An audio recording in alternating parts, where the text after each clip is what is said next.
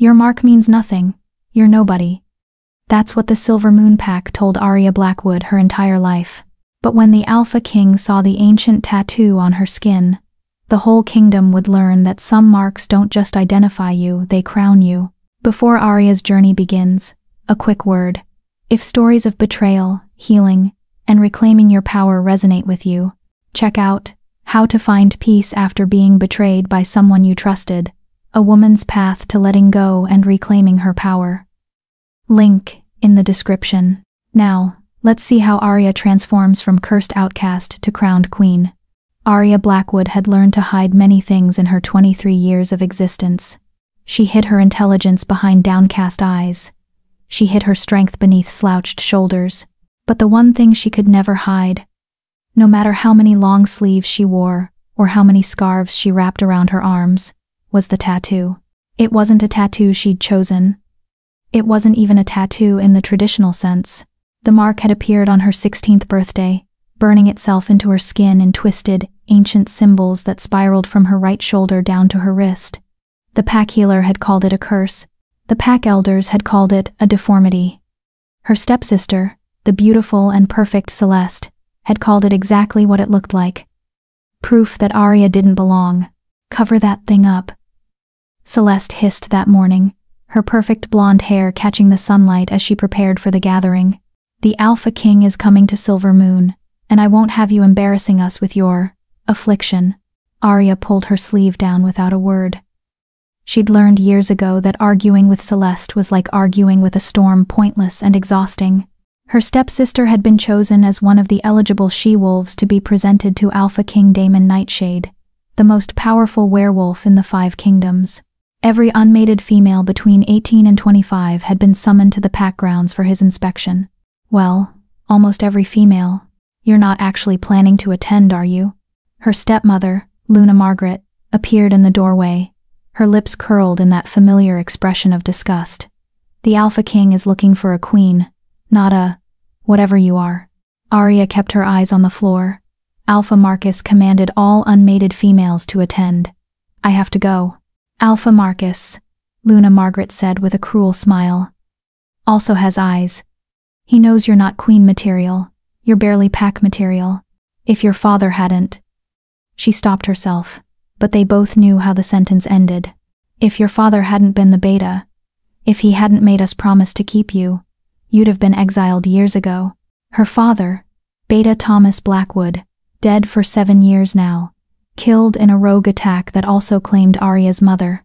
The mark had appeared 2 months after their deaths, as if her grief had burned itself into her skin in a language nobody could read. The mark is demonic, the pack witch had declared when she'd examined it. Ancient and forbidden.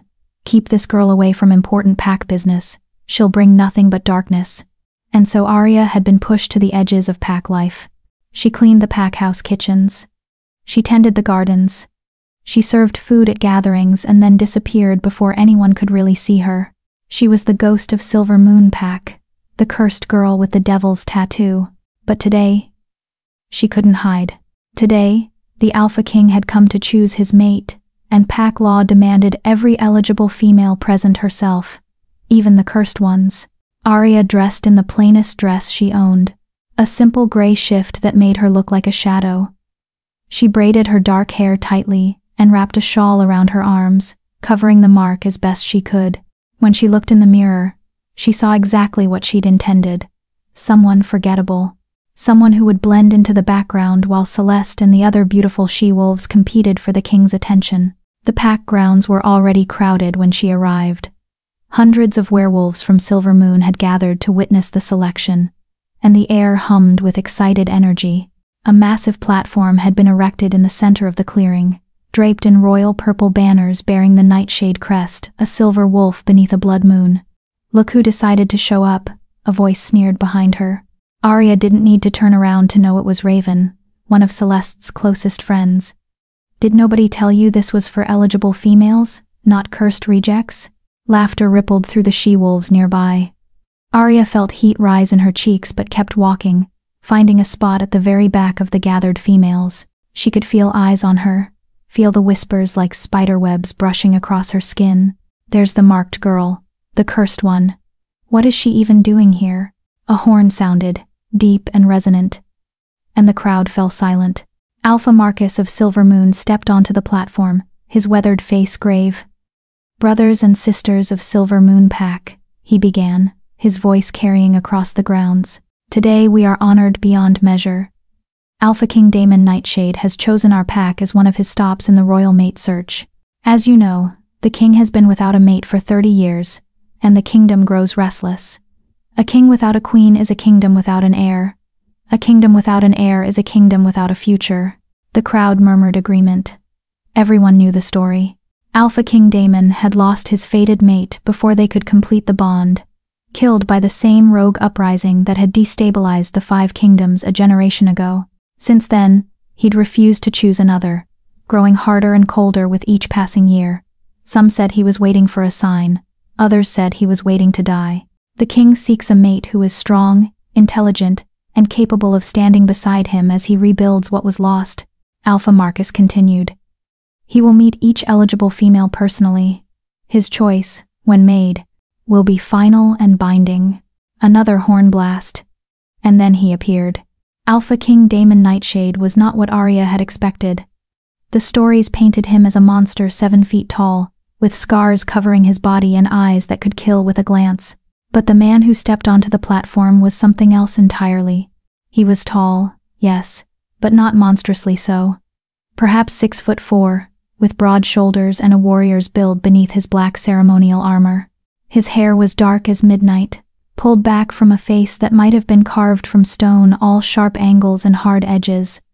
But it was his eyes that stopped Aria's breath. Even from a distance, she could see they were an impossible silver, like moonlight given form. He looked bored. No, worse than bored. He looked like a man going through the motions of something he'd long stopped believing in. "Let the presentation begin," Alpha Marcus announced. One by one, the she-wolves were called forward. Celeste went first, of course, gliding onto the platform in a dress that probably cost more than Aria's entire wardrobe. She was stunning, golden, and perfect, like a sun goddess descended to earth. She curtsied deeply, offering her throat in submission, and even from the back of the crowd, Aria could see her stepsister's triumphant smile. The Alpha King looked at Celeste for exactly 3 seconds, then looked away.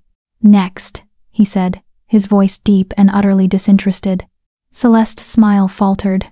She was ushered off the platform, confusion and anger warring on her perfect face. The parade continued. Beautiful she-wolves, one after another, each trying to catch the king's attention with displays of grace, intelligence, or submission. He rejected them all with the same single word: next. Aria watched from the shadows, relieved that with each passing minute, she became more invisible. Maybe they'd forget she was here.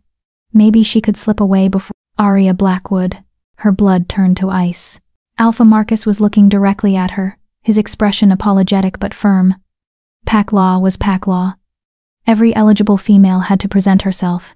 The crowd parted as Aria walked forward, and she heard the whispers start immediately. "That's the cursed girl, the one with the mark. What is she doing here? This is embarrassing."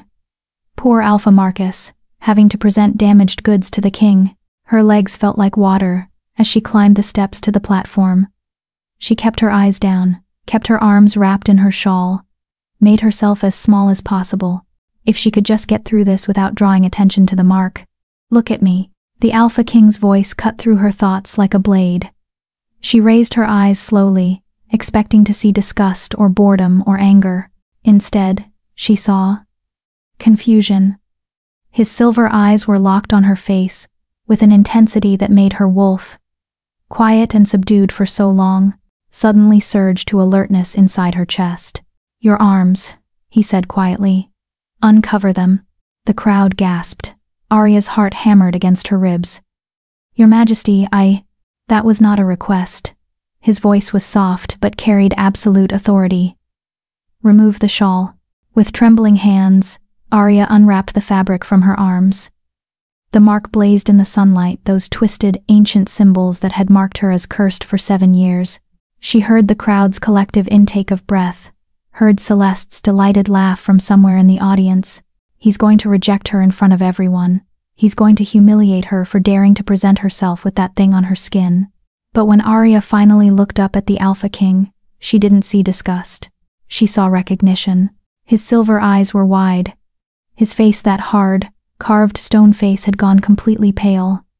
He took a step toward her, then another, until he was close enough that she could see her reflection in his eyes.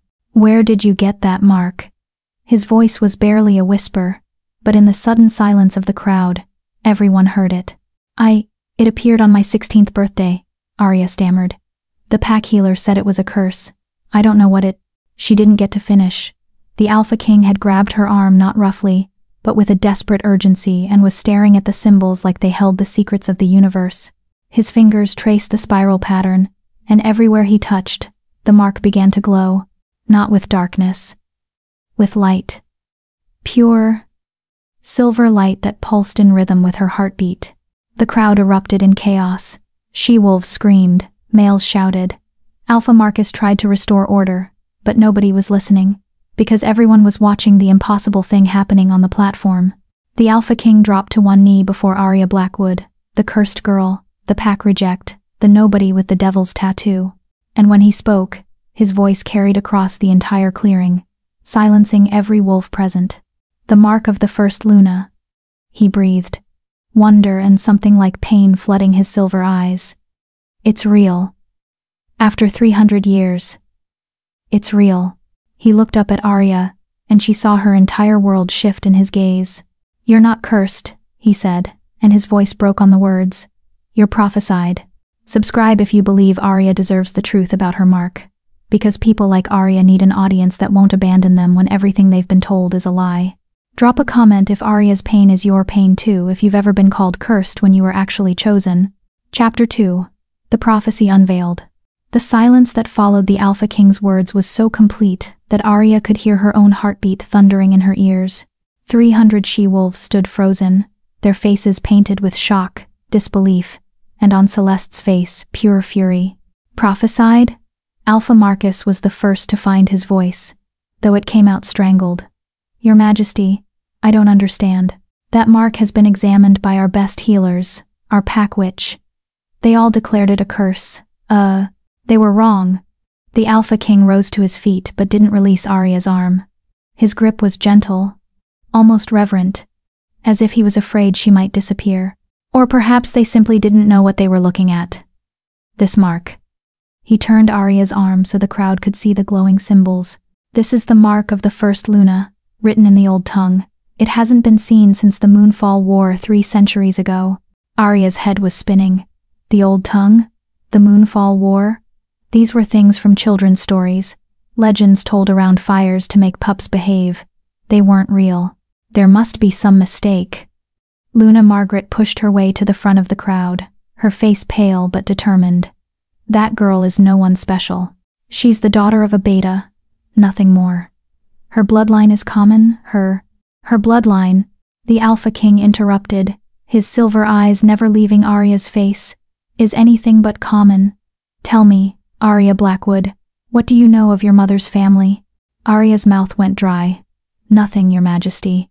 She never spoke of them.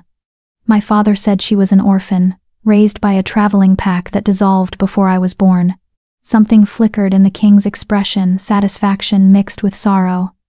An orphan with no history, a woman who appeared from nowhere, carrying bloodlines she never spoke of. He finally looked away from Aria to address the crowd. The first Luna, Selene Moonborn, was betrayed by her own sister during the Moonfall War. Before she died, she cast a prophecy that her line would continue in secret, hidden and protected, until the kingdom was ready to be made whole again. The sign of her return would be the mark, the sacred symbols of the moon goddess herself, appearing on the skin of her descendant when the time was right. "Fairy tales," Celeste spat from the crowd. Her beautiful face was twisted with rage. "You're going to choose her based on fairy tales? She's cursed. Everyone knows it. She brings bad luck, darkness. She brings the return of the royal bloodline." The Alpha King's voice cut through Celeste's tirade like a blade. "The mark doesn't lie. It cannot be faked, cannot be replicated. It appears only on the true heir of Selene Moonborn, and only when the royal mate is near." Aria felt the world tilt beneath her feet. Royal mate. He couldn't mean. The prophecy states that when the mark appears and glows in the presence of the Alpha King, the bond is confirmed. The first Luna's bloodline and the King's bloodline, reunited after 300 years of separation. He turned back to Aria, and she saw something vulnerable flash across his hard features. I never believed it. I thought it was just another myth, another false hope.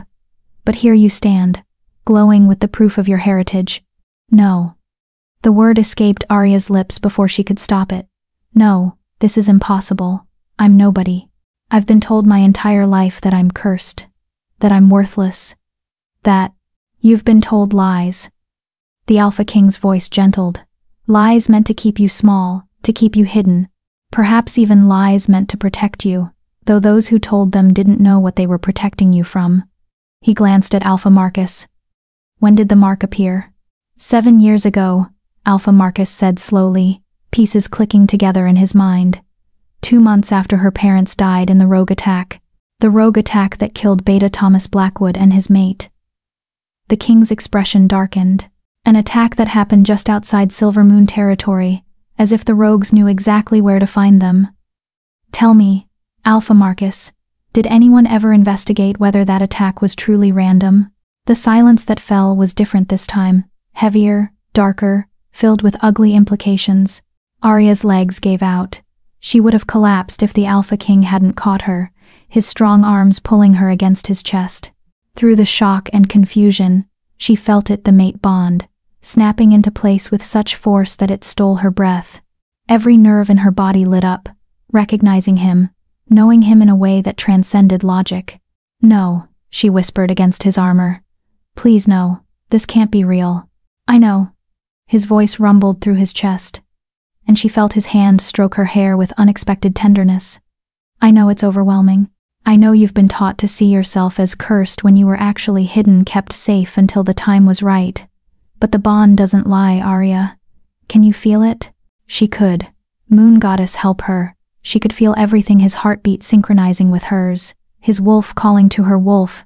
7 years of loneliness and pain suddenly finding their answer in his presence. It was too much. Too fast. This is ridiculous. Celeste's shriek shattered the moment. She stormed onto the platform, her perfect composure completely shattered. You can't possibly believe this nonsense. She's lying, or the mark is fake, or... Come closer, the Alpha King said, quietly, not releasing Aria. Touch the mark and see what happens. Celeste hesitated, but pride drove her forward. She reached out one perfectly manicured hand toward Aria's arm, and screamed. The mark flared with silver light so bright that everyone had to shield their eyes. Celeste was thrown backward, landing hard on the platform, her hand blistered and smoking. The mark of the first Luna protects itself from those with ill intent, the Alpha King explained calmly, though Aria could feel the tension in his muscles. It cannot be touched by those who wish harm upon its bearer. Another proof, if any was needed, that this is real. Raven and 2 other she-wolves rushed to help Celeste off the platform, shooting venomous looks at Aria as they went. But Aria barely noticed. She was too busy trying to process the impossible truth that her entire life had been built on lies. I don't understand, she said, pulling back slightly to look up at the king. Up close, his face was even more striking, all hard planes and sharp edges, except for his eyes, those silver eyes that looked at her like she was something precious, something worth protecting. If the mark appeared 7 years ago, why didn't it glow then? Why now? Because 7 years ago, I was on the other side of the kingdom, dealing with the aftermath of the Northern Rebellion. His jaw tightened. The prophecy states the mark glows only in the presence of the Alpha King, specifically, when the king is actively seeking his mate. 7 years ago, I was still closed off, still refusing to accept that I needed a queen. It wasn't until 6 months ago, when the council threatened to dissolve the monarchy if I didn't produce an heir, that I finally agreed to the royal mate search. So all this time, I've been walking around with the proof of who I am, and nobody knew because you weren't looking. Aria wasn't sure whether to laugh or cry. I've been called cursed, shunned, treated like I was marked by darkness, when really I was just waiting for me to stop being a stubborn fool. Something like guilt crossed his features, waiting for me to accept what I'd lost and be willing to move forward. If I had started searching sooner, then perhaps the true rogues would have found her sooner. Everyone turned to see the Silver Moon Pack witch, Elder Miriam, climbing onto the platform. She was ancient, her face a map of wrinkles, but her eyes were sharp as she studied Aria's mark. "I told this pack the mark was a curse," she said slowly, "because that's what it felt like, powerful, ancient, and beyond my understanding. But I also told Alpha Marcus to keep the girl close, to watch her carefully, not because I thought she was dangerous." She looked directly at Aria, "but because I thought someone else might find her dangerous if they understood what she was." "You knew?" Aria's voice came out as a whisper. "I suspected. The symbols were too precise, too purposeful to be random, and then there were the dreams." Miriam's expression grew distant. "I saw a silver wolf and a shadow wolf, circling each other across a field of stars. I saw a crown broken in two, waiting to be made whole. I saw a mark that burned with moonlight." She refocused on Aria. "But dreams are tricky things, child. I couldn't be certain, and if I had spoken my suspicions aloud, someone would have come for her," the Alpha King finished grimly. "The same someones who likely arranged for her parents' deaths when they realized what bloodline Aria carried." The crowd erupted into chaos again. Accusations flew, theories multiplied, and through it all, Aria stood frozen in the center of the storm, her cursed mark, her prophesied mark, glowing like a beacon for all to see. Alpha Marcus called for order, his alpha command rolling through the clearing. When silence finally fell, he turned to the king with barely concealed shock still written across his face. "Your Majesty, what would you have us do?" The Alpha King's arm tightened around Aria's waist, possessive, protective. "We return to the capital immediately. Every moment Aria remains here is a moment her enemies have to act. If there are traitors in Silver Moon who arranged her parents' deaths, they now know their secret is exposed. They'll be desperate. I'll assign guards," Alpha Marcus began. "No." The king's voice was absolute. "I trust no one outside my own Kingsguard. Aria travels under my personal protection, starting now." He looked down at her, and she saw the question in his silver eyes. "That is, if you're willing to come with me. I know this is sudden. I know you've been given no time to process any of this, but I swear to you, on my honor as Alpha King, that I will protect you, answer your questions, and help you understand your heritage. You have my word." Aria looked out at the crowd, at the faces of wolves who had shunned her, pitied her, called her cursed for 7 years. She saw Celeste's hatred, Luna Margaret's shock, Raven's disgust. She saw Alpha Marcus's guilt and Elder Miriam's knowing sadness. Then she looked up at the Alpha King, at Daemon Nightshade, the most powerful wolf in the 5 kingdoms, who had just declared her his prophesied mate in front of hundreds of witnesses. She thought about her parents, who had hidden her mother's true bloodline even from each other. She thought about 7 years of being treated like she carried darkness when she'd actually carried destiny. She thought about the mark on her arm, glowing with silver light, finally recognized for what it truly was. "I'll come with you," she said quietly. "But I want answers, real answers. About my mother, about the prophecy, about everything I've been denied." A small smile tugged at the corner of his stern mouth, the first real emotion she'd seen from him, beyond shock and protectiveness. "You'll have them, all of them. I promise you that, Aria Blackwood." He turned to address the crowd one final time. "Let it be known throughout the 5 kingdoms. I, Alpha King Daemon Nightshade, have found my prophesied mate. The mark of the first Luna has appeared, and the bloodline of Selene Moonborn has returned. Any who threaten her, threaten the crown itself. Any who harm her will answer to me personally." The formal declaration sent ripples of shock through the crowd, but there was no room for argument. The Alpha King had spoken. As he led Aria down from the platform, his Kingsguard materializing around them from where they'd been waiting at the clearing's edge, she heard the whispers start again. But they were different now. The prophesied mate. The return of the first Luna.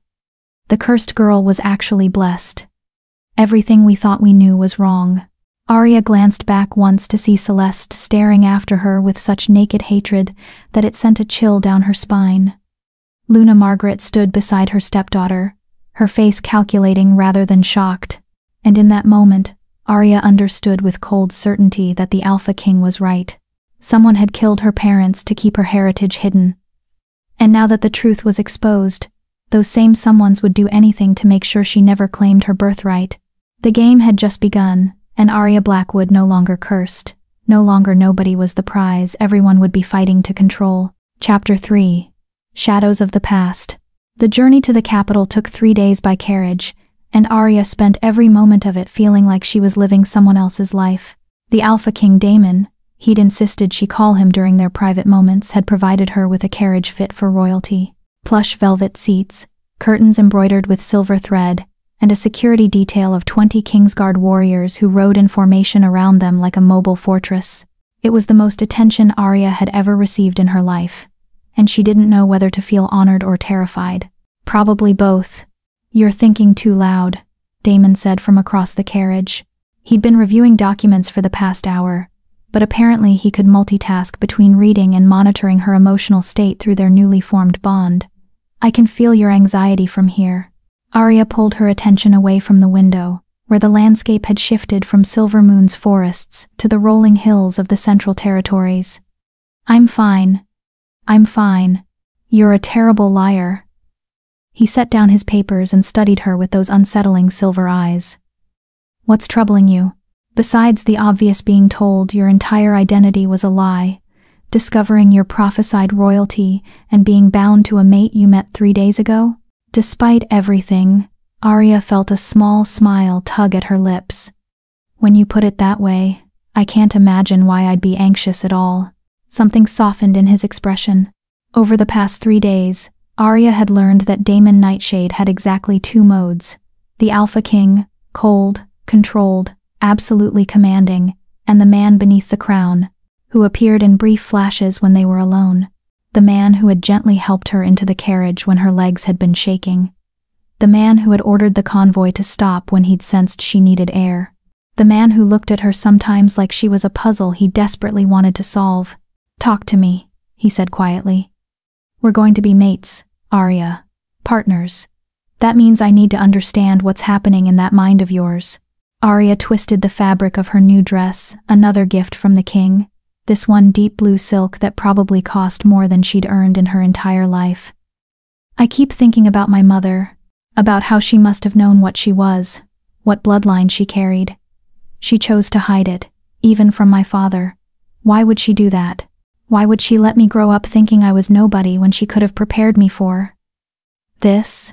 Damon leaned forward, his elbows resting on his knees. "I've been wondering the same thing. The more I consider it, the more I believe your mother was protecting you the only way she knew how." After the Moonfall War, Celine's remaining bloodline was hunted to extinction. The families who betrayed her wanted to ensure no heir could ever challenge the new order they'd established. "What new order?" "The broken one." Bitterness crept into his voice.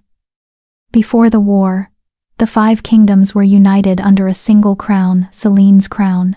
The Alpha King and the First Luna ruled together, their powers balanced and complementary. When Celine was killed and her bloodline supposedly eliminated, the crown fractured. My ancestor took control of what remained, but without the Luna's bloodline to balance the kings, the monarchy has been incomplete. Weaker. The Council of Alphas has spent 3 centuries slowly eroding royal authority, waiting for the moment they could dissolve the crown entirely. Aria absorbed this, pieces of a larger puzzle clicking into place. So my mother hid because if anyone knew she carried Celine's blood, they'd kill her. And you. Damon's jaw tightened. Which is exactly what happened, I suspect, when someone figured out the truth.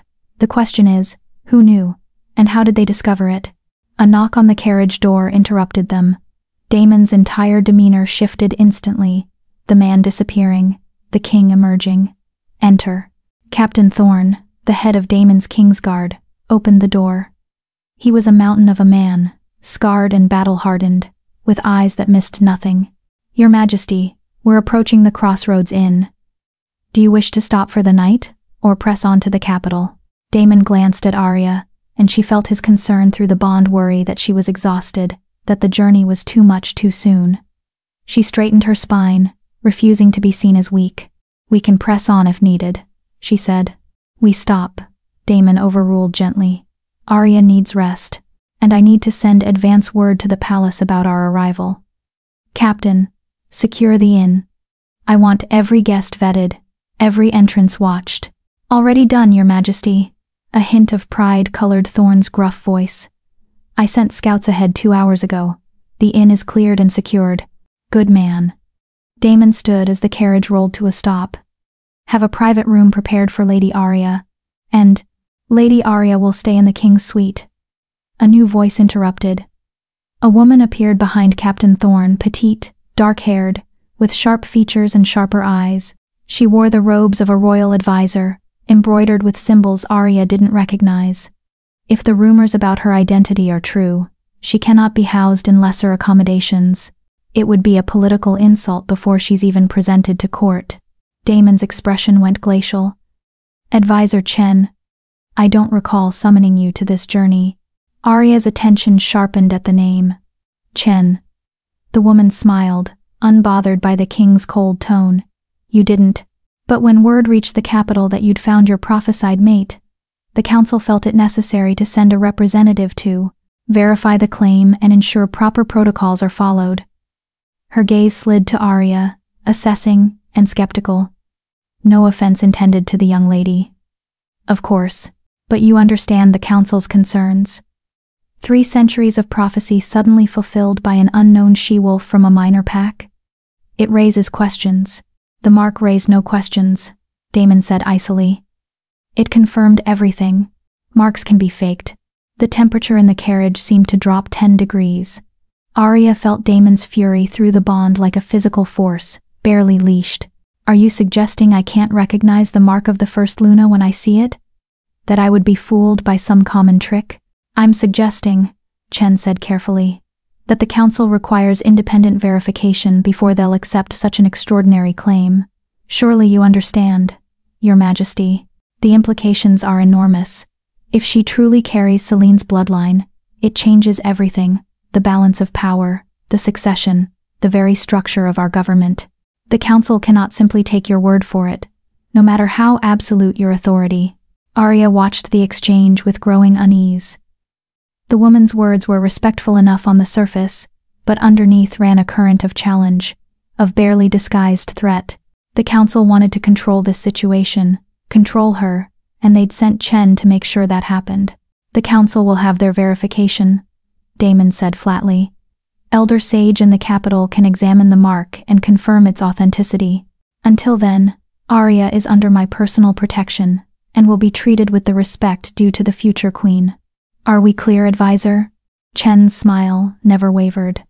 "Crystal clear, Your Majesty. I'll arrange for Elder Sage to be ready upon your arrival." She dipped her head in a mockery of a bow and withdrew. Captain Thorne gave Damon an apologetic look before closing the carriage door. The silence that followed was heavy. Aria could feel Damon's rage, simmering beneath his controlled exterior, could sense him fighting to calm himself before he spoke. "I'm sorry," he finally said. "The council has been difficult since I announced the mate search. They see it as their last chance to seize control before I produce an heir and secure the monarchy. They'll test you, try to prove you're a fraud or manipulate you into serving their interests. You need to be prepared for that." "I'm not a fraud," Aria said quietly. "I know." He met her eyes, and the intensity there made her breath catch. "But they'll try to make you doubt yourself anyway.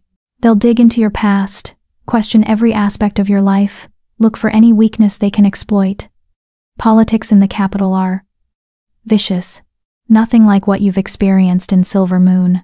Aria thought about 7 years of being called cursed, of being shunned and humiliated, and pushed to the margins of pack life. "I think I can handle vicious." A ghost of a smile crossed his face. "Yes, I think you can." He stood and offered her his hand. "Come, let's get you settled for the night. Tomorrow we reach the capital, and then the real game begins." The Crossroads Inn was nothing like Aria had imagined. She'd expected something rustic, a simple way station for travelers. Instead, She found luxury that rivaled packhouse crystal chandeliers, polished marble floors, and staff who bowed so low their foreheads nearly touched the ground when Damon entered. The king's suite was on the top floor, isolated from the other rooms and guarded by 6 King's Guard. Inside, it was more apartment than room, a sitting area with plush furniture, a dining table set for 2, and through an archway, a bedroom with a bed large enough to sleep 4.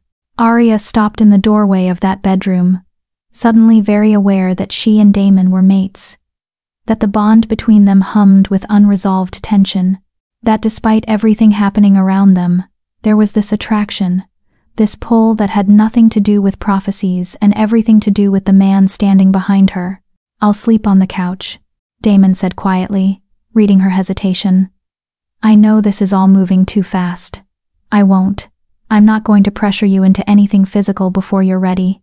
Aria turned to face him, studying this powerful man who had just offered to sleep on furniture far too small for his frame, out of respect for her comfort.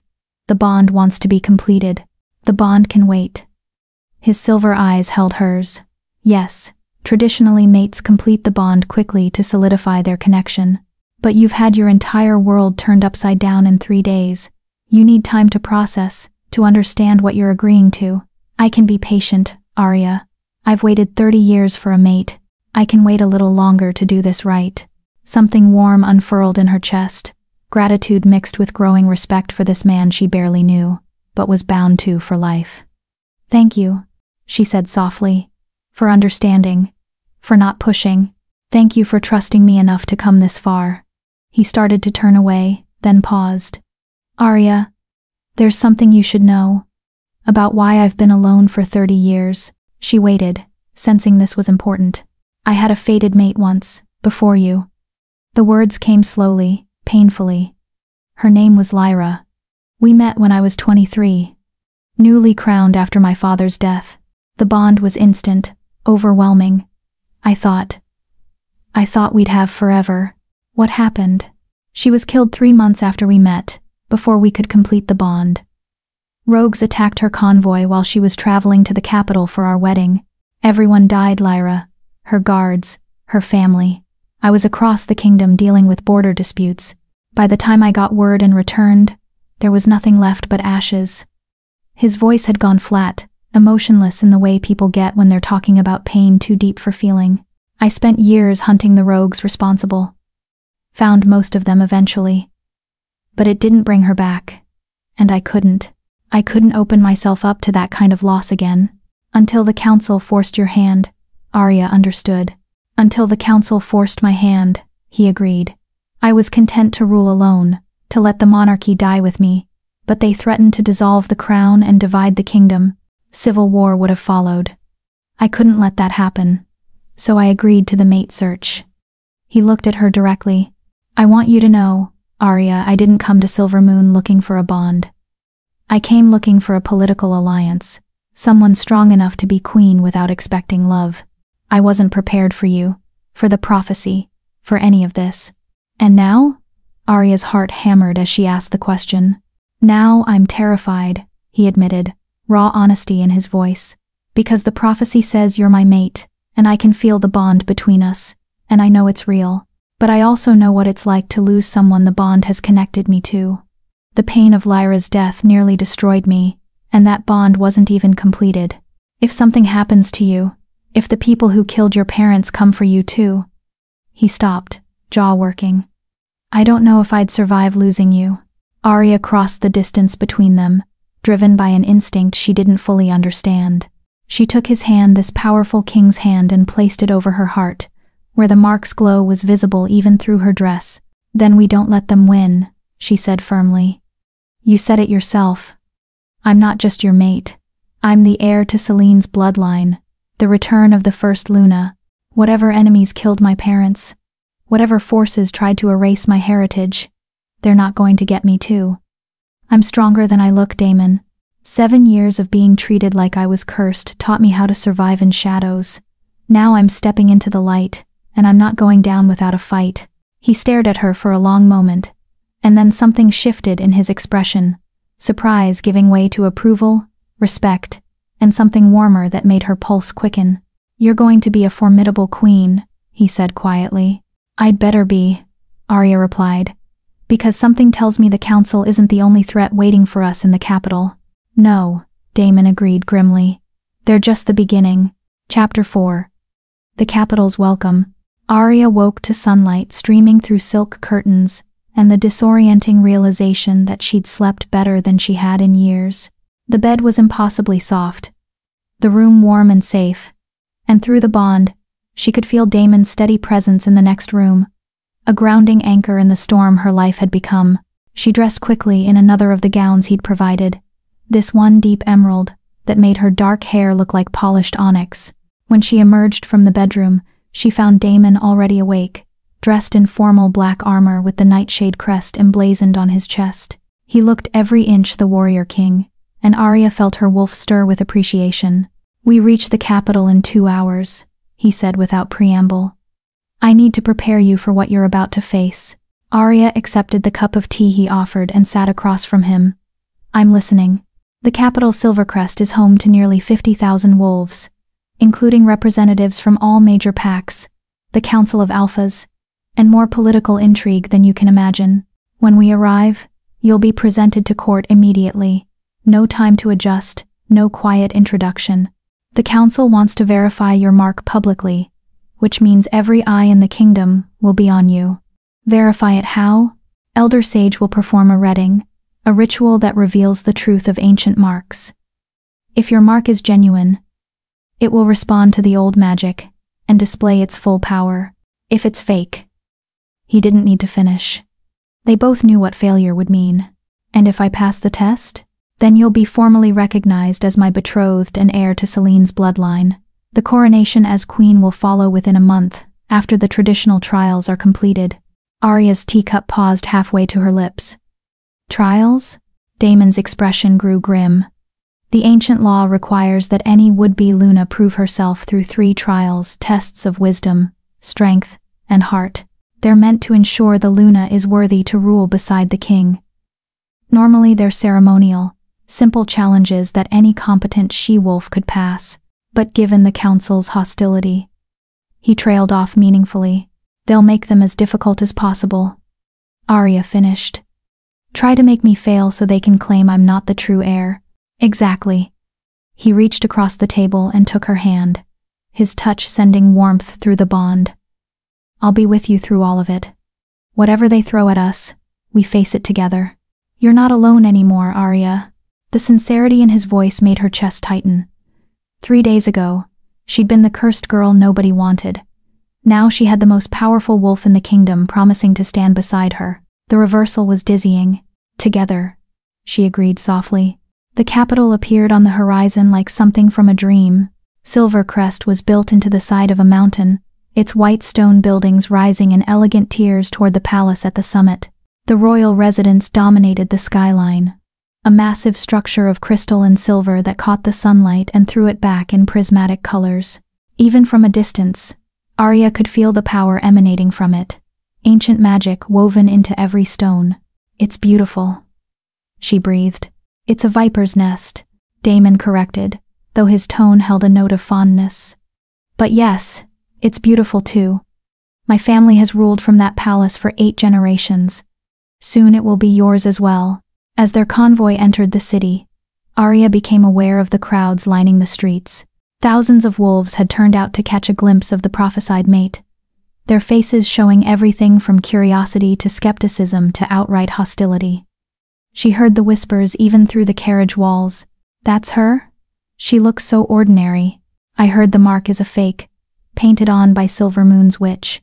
The king is being deceived. This girl is nobody special. If she's really Celine's heir, why has she been hidden for so long?" Damon's hand found hers, his grip reassuring. "Don't listen to them. They don't know you yet. Once they see your strength, once you prove yourself in the trials, they'll change their tune." "And if I can't prove myself?" The question escaped before Aria could stop it, giving voice to the fear that had been growing since they left Silver Moon. "What if I'm not strong enough, Damon? What if the mark is real but I'm not actually capable of being what the prophecy says I should be?" He turned to face her fully, his silver eyes intense. Then we'll discover that together. But I don't believe for a moment that the moon goddess would mark you as the first Luna's heir if you weren't capable of fulfilling that destiny. The mark chose you, Aria. Trust in that, even when you can't trust in yourself." The carriage began climbing the winding road toward the palace, and Aria forced herself to take deep breaths to calm the panic rising in her chest. She was no longer the invisible girl from Silver Moon.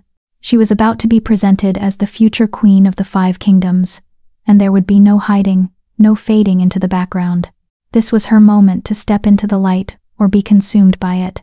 The palace interior was even more breathtaking than the exterior. Aria barely had time to process the soaring ceilings, the tapestries depicting ancient battles, the channels of water that ran through the floors reflecting light like liquid silver. Damon led her through corridors filled with servants who bowed and courtiers who stared, until they reached a massive set of double doors carved with the images of 2 wolves, one silver, one shadow circling a crown. "The throne room," Damon said quietly. "Beyond these doors is the Council of Alphas and most of the court. They've been waiting for our arrival." He studied her face, concern flickering through the bond. "Last chance to take a moment, catch your breath. I can make them wait, if you need." "No." Aria straightened her spine, calling on every ounce of strength she'd developed during 7 years of surviving as an outcast. "I'm ready. Let's show them what a cursed girl can do."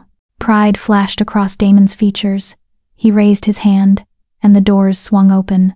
The throne room was massive, easily large enough to hold 1,000 wolves, and it seemed like every single one of those 1,000 wolves was present, packed into the space and all turning as one to stare at Aria as she entered on the Alpha King's arm. At the far end of the room sat 7 thrones arranged in a semicircle, the Council of Alphas, the most powerful pack leaders in the 5 kingdoms. Aria recognized the setup from her father's stories. The center throne was the Alpha King's, elevated above the others. The 6 surrounding thrones belonged to the council members, positioned to advise and theoretically balance the crown's authority. Currently, all 6 council members were present, their expressions ranging from skeptical to openly hostile. The only empty throne was Damon's. "Alpha King Damon Nightshade returns to court," a herald announced, his voice magically amplified to carry through the massive space. Accompanied by Lady Aria Blackwood of Silver Moon Pack, bearer of the mark of the first Luna and claimed mate of the Alpha King. The whispers started immediately, a rustling sound like wind through dead leaves. Aria kept her chin high, refusing to show the fear churning in her stomach. Damon led her forward, their footsteps echoing on the marble floor. As they approached the council thrones, Advisor Chen emerged from the shadows, that same calculating smile on her face. "Your Majesty, the council has assembled as requested for the verification ceremony. Elder Sage awaits your command to begin the reading." "Then let's not keep them waiting." Damon's voice carried absolute authority. He turned to Aria, and for just a moment, his expression softened. "Remember, whatever happens, I'm here." An ancient woman stepped forward, so old she seemed almost translucent. This had to be Elder Sage, the most powerful seer in the 5 kingdoms.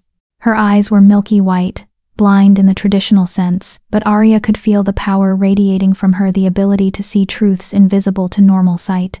"Lady Aria Blackwood." Elder Sage's voice was surprisingly strong for someone so frail-looking. "Approach and present the mark for reading."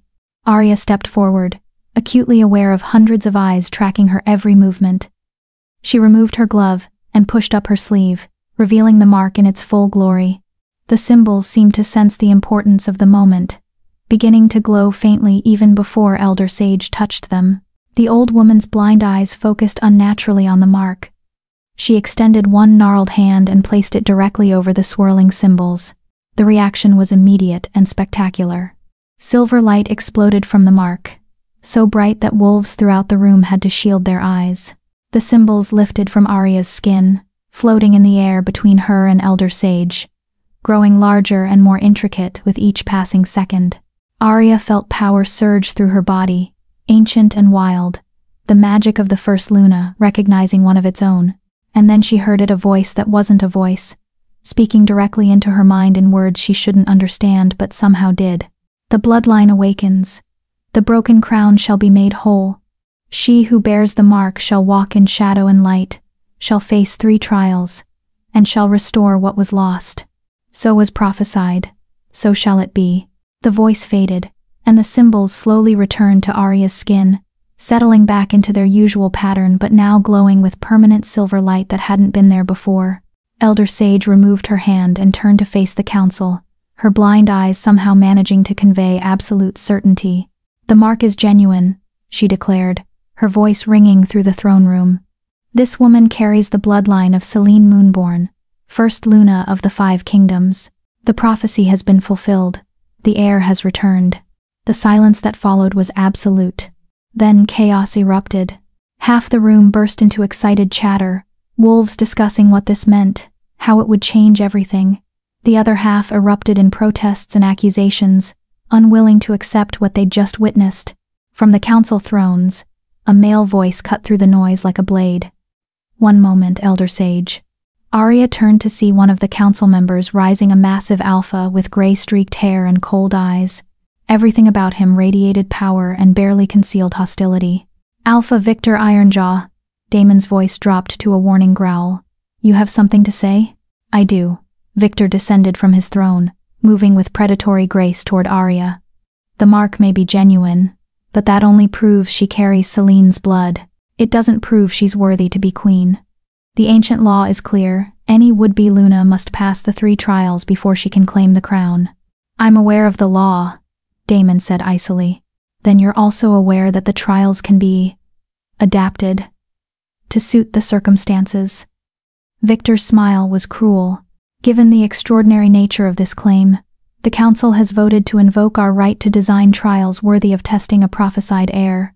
After all, if she's truly meant to restore the broken crown, she should be able to handle challenges beyond the ceremonial nonsense we usually employ." Aria felt Damon's fury through the bond like a physical force. "The trials are meant to test worthiness, not be instruments of sabotage." "Sabotage? Sabotage?" Victor's eyebrows rose in mock innocence. "Your Majesty, we simply wish to ensure that the woman who will stand beside you is truly capable of bearing the crown. Surely you want the same?" It was a trap, and they all knew it. If Damon argued against the trials, it would look like he doubted Aria's abilities.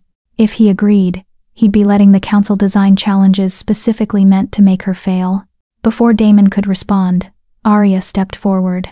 "I'll take the trials," she said clearly, her voice carrying through the throne room. "Whatever tests the council designs, I'll face them. Because I'm not afraid of proving myself to anyone. Subscribe if Aria's courage inspires you. Because women who've spent their lives being underestimated deserve an audience that believes in them when they finally step into their power. Drop a comment. What would you do if the council tried to sabotage your destiny?" Victor's smile widened, predatory and satisfied. "Excellent. Then let the first trial begin. Immediately." "What?" Damon's control finally snapped. "That's not how this works. The candidate is entitled to 3 days of preparation between each. The ancient texts allow for immediate trials in cases of disputed succession," Advisor Chen interjected smoothly, appearing at Victor's side like she'd been waiting for this moment. "Given the extraordinary circumstances and the council's concerns about the validity of Lady Aria's claim, we invoke that right." Aria watched the pieces fall into place with crystal clarity. This had been planned from the moment Chen had appeared at the Crossroads Inn. The council had known exactly what Elder Sage's reading would reveal, and they'd prepared their countermove in advance. They were going to test her before she had any chance to prepare, hoping she'd fail publicly and discredit both her claim and Damon's judgment. She glanced at Damon and saw the same realization in his eyes, along with barely controlled rage. Through the bond, she felt his desperate desire to protect her, to shield her from what was coming, but she also felt something else: his belief in her, his certainty that she was stronger than the council suspected. "What's the first trial?" Aria asked, keeping her voice steady even as her heart hammered against her ribs. Victor's smile became absolutely vicious. "The trial of wisdom. You'll be taken to the archive of ancients and given 1 hour to solve a riddle. The riddle is written in the old tongue, the language of the first Luna herself. If you can read it and provide the correct answer, you pass. If you fail..." He shrugged. Then perhaps the prophecy was wrong after all. The old tongue. The language that had been dead for 3 centuries, known only to the most ancient scholars, and apparently to those who carried Celine's bloodline. The mark on Aria's arm pulsed with warmth. And suddenly she understood. The voice she'd heard during the reading, the words she shouldn't have understood but did that had been the old tongue. The mark wasn't just proof of her heritage. It was a key, unlocking knowledge that had been sleeping in her blood for generations. "I accept the trial," she said firmly. Damon stepped closer, his voice for her ears only. "You don't have to do this now. We can fight their interpretation of the law, buy you time." "No." Aria met his silver eyes, letting him see her determination. "They want to see me fail while I'm unprepared and frightened. Let's show them what happens when they underestimate a girl who's spent 7 years being underestimated." Something fierce and proud blazed in his expression. He took her hand and raised it to his lips, a gesture of respect and faith that sent warmth flooding through her. "Then go show them who you are," he said softly. "Show them what it means to carry the first Luna's mark." As guards moved forward to escort Aria to the archive, she caught a glimpse of Advisor Chen's face. The woman was smiling, certain of victory. That smile was going to haunt Aria through what came next, but it was also going to fuel her determination to wipe it away. Chapter 5. The Trial of Wisdom. The Archive of Ancients was located in the oldest part of the palace, deep beneath the throne room, where the mountain's original stone formed the walls. As the guards led Aria down spiral staircases that seemed to descend forever, she felt the temperature drop and the air grow thick with age and magic. "The archive hasn't been opened in 50 years, one of the guards murmured, not unkindly. "Not since the last scholar who could read the old tongue died. Whatever riddle they've chosen for you." He trailed off, but his meaning was clear. "You're being set up to fail." Aria appreciated the warning, even if she couldn't acknowledge it.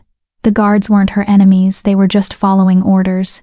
It was the council pulling the strings, and Advisor Chen smiling that calculating smile, who wanted her to crash and burn before she could claim her birthright. The staircase finally ended at a massive door made of some dark metal that seemed to absorb light rather than reflect it. Ancient symbols covered its surface, and Aria felt the mark on her arm grow warm as they approached, as if recognizing something familiar. Victor Ironjaw was waiting at the door, along with Chen and 2 other council members. Behind them stood Elder Sage, her blind eyes somehow tracking Aria's approach with unsettling accuracy. "The rules are simple," Victor announced. "You'll be locked inside the archive with a single riddle written in the old tongue. You have 1 hour to translate it and provide the correct answer. There are no reference materials inside, no aids of any kind. Just you, the riddle, and whatever knowledge your bloodline supposedly grants you." His tone made it clear he believed she had no such knowledge. "What happens if I fail?" Aria asked, though she suspected she already knew. "Then you're proven unworthy to be Luna," Chen answered smoothly. "The mark may be real, but carrying Celine's blood doesn't automatically make you capable of ruling. The trials exist to separate heritage from competence. Fail this trial, and you'll be sent back to Silver Moon, while the king continues his search for a suitable mate. In other words, the bond would be broken. Damon would be forced to reject her and choose another. Everything the prophecy promised would be lost. And if I succeed, then you proceed to the trial of strength in 3 days' time," Victor said grudgingly, "though I wouldn't concern yourself with that yet. No one without years of scholarly training has ever been able to translate the old tongue.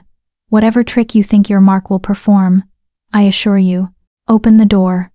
Elder Sage's voice cut through Victor's speech. The ancient woman stepped forward, placing both hands on the dark metal. "The candidate is ready. Let the trial begin." The door swung open with a groan of ancient hinges, revealing darkness beyond. Aria took a deep breath and stepped forward, but a hand on her arm stopped her. She turned to find Elder Sage had moved with impossible speed to stand beside her. "A word of warning, child," the old woman whispered, her blind eyes somehow boring into Aria's. "The archive is not just a library, it's alive, in its way. It remembers every truth and every lie ever spoken within its walls. The riddle you'll face isn't just a test of translation, it's a test of understanding. The old tongue doesn't just communicate words, it communicates meaning, intention, truth. Answer with your mind alone, and you'll fail. Answer with your heart and your heritage, and you might just survive." Before Aria could ask what that meant, Elder Sage stepped back and nodded to the guards. 1 hour begins now. Aria stepped through the doorway into darkness. Behind her, she heard the door slam shut with a finality that made her stomach drop. For a moment, she stood in absolute blackness, feeling the weight of the mountain above her, and the council's expectations pressing down like physical force. Then, light bloomed, not from any torch or lamp, but from the walls themselves. Aria gasped as she saw them, thousands upon thousands of books, scrolls, tablets, all shelved in towering stacks that rose so high she couldn't see where they ended. The light came from the texts themselves, a soft golden glow that pulsed like breathing. The archive is alive. Elder Sage's words echoed in her mind. This wasn't just a storage room for old knowledge. This was something far older, far stranger. She could feel it watching her, assessing her, waiting to see what she would do. In the center of the vast space stood a single pedestal, and on it rested a sheet of parchment that glowed brighter than all the books combined. The riddle. Aria approached slowly, her footsteps echoing in the cavernous space. As she got closer, she could see the symbols written on the parchment, the same twisted, ancient characters that marked her skin, but arranged in patterns she'd never seen before. She reached the pedestal and looked down at the riddle, and something inside her shifted. The symbols seemed to move on the page, rearranging themselves, dancing in patterns that hurt to look at directly. But the mark on her arm burned with increasing heat, and suddenly Aria understood what Elder Sage had meant. She wasn't supposed to translate the riddle with her mind. She was supposed to feel it, to let the knowledge sleeping in her blood rise up and interpret meaning that went beyond simple words. Aria placed her marked hand directly on the parchment. The world exploded into light and sensation. She was standing in a forest at night, but the moon above was wrong, too large, too red, bleeding light like a wound in the sky. 2 wolves circled each other in a clearing. One was silver as starlight, beautiful and fierce. The other was shadow, made solid, powerful and dark. They should have been enemies, light and dark, order and chaos.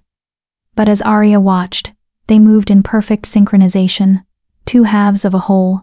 What am I? A voice asked, the silver wolf's voice, but also something more, something that resonated in Aria's bones. The vision shifted. The silver wolf stood alone now, and around her, other wolves bowed. She wore a crown of moonlight, but the crown was incomplete, half of it missing, leaving a jagged edge where something vital should have been. I am the light, the silver wolf said, but light without shadow casts no depth. I am the crown, but a crown cannot stand with only half its circle. What am I without my other half? The vision shifted again. Now Aria saw the shadow wolf, alone in darkness, powerful but incomplete. Around him, wolves fought and bled. Kingdoms fractured and fell. The crown he wore was also broken, missing the same half that the silver wolf lacked. I am the shadow wolf said. But shadow without light has no form to define it. I am the strength, but strength without wisdom becomes tyranny. What am I without my balance? The 2 wolves began to circle each other again, drawing closer with each rotation. The red moon above them pulsed like a heartbeat. What are we together? They asked in unison. What do we become when the broken crown is made whole? When light and shadow, strength and wisdom, king and Luna stand as one. The wolves merged, and Aria saw. She gasped and pulled her hand away from the parchment, stumbling backward. Her heart raced, and the mark on her arm blazed with light so bright it illuminated the entire archive. The riddle. She understood it now, not just the words, but the meaning beneath them. The question that had been asked in 100 different ways over 3 centuries, waiting for someone who could truly comprehend the answer. What are we together? It wasn't asking about wolves or crowns or kingdoms.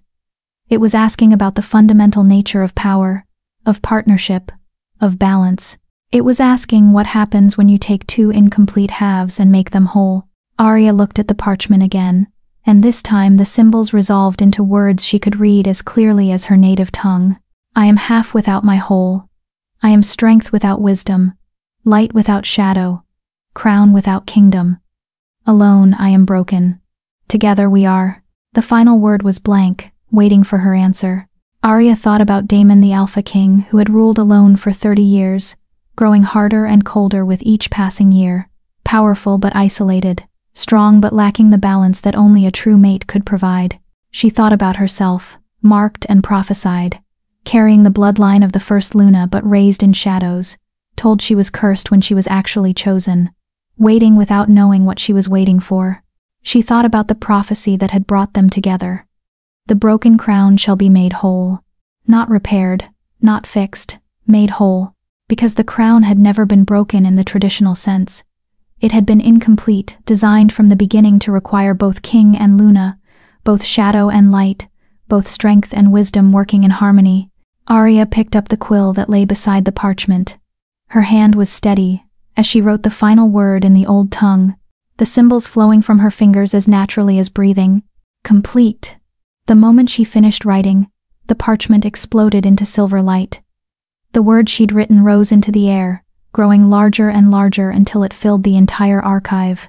Every book, every scroll, every tablet began to glow in response, and Aria heard something that sounded like singing, thousands of ancient voices joining together in recognition and approval. Truth. The archive whispered in a voice that was all those voices combined. The hair speaks truth. The bloodline remembers. The crown will be made whole. The light was blinding now, pouring from every surface, and Aria had to shield her eyes. She felt power surge through her body, not just the mark's power, but something deeper.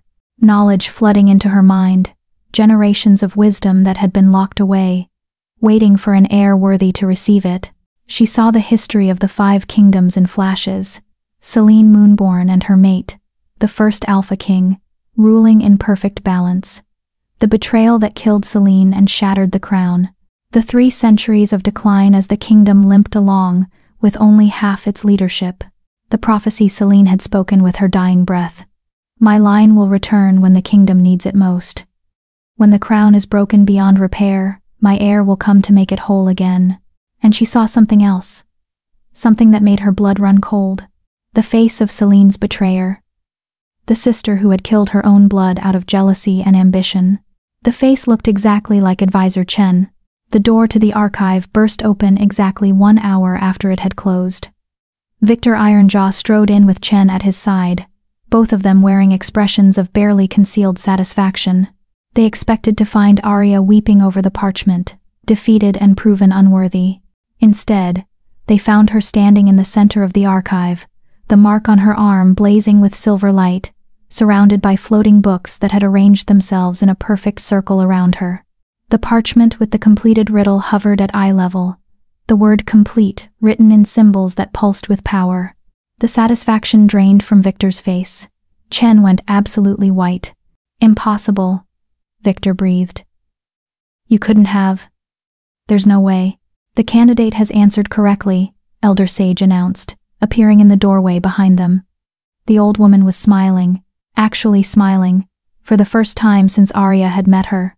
The archive has accepted her answer and recognized her right to the knowledge of her bloodline. The trial of wisdom is past. But she's had no training. Chen's composure finally cracked, desperation leaking into her voice. She couldn't possibly translate the old tongue without years of study. She must have cheated somehow. Found some reference. The archive contains no references for the old tongue. Elder Sage interrupted calmly. It was designed specifically to prevent cheating.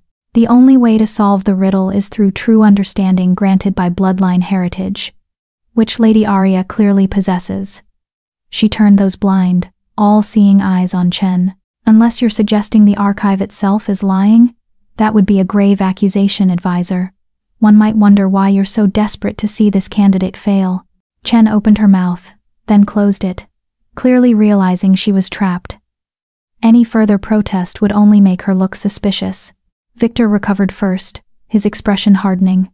Fine, she passed the first trial through some trick of heritage, but the next 2 trials will test more than just bloodline knowledge. The trial of strength will require actual physical prowess, not just scholarly games. We'll see how the cursed girl from Silver Moon handles real combat. I look forward to it, Aria said quietly, meeting his hostile gaze without flinching. The knowledge the archive had given her was still settling into place, But one thing was crystal clear. These people had been trying to prevent her return for 3 centuries. They'd killed Selene, hunted her bloodline to near extinction, and spent generations consolidating power that should never have been theirs. And now they were terrified because their time was running out. 3 days, Victor said flatly. The trial of strength begins in 3 days. Enjoy your small victory while it lasts, girl. It will be your only one. He turned and strode from the archive, Chen hurrying after him.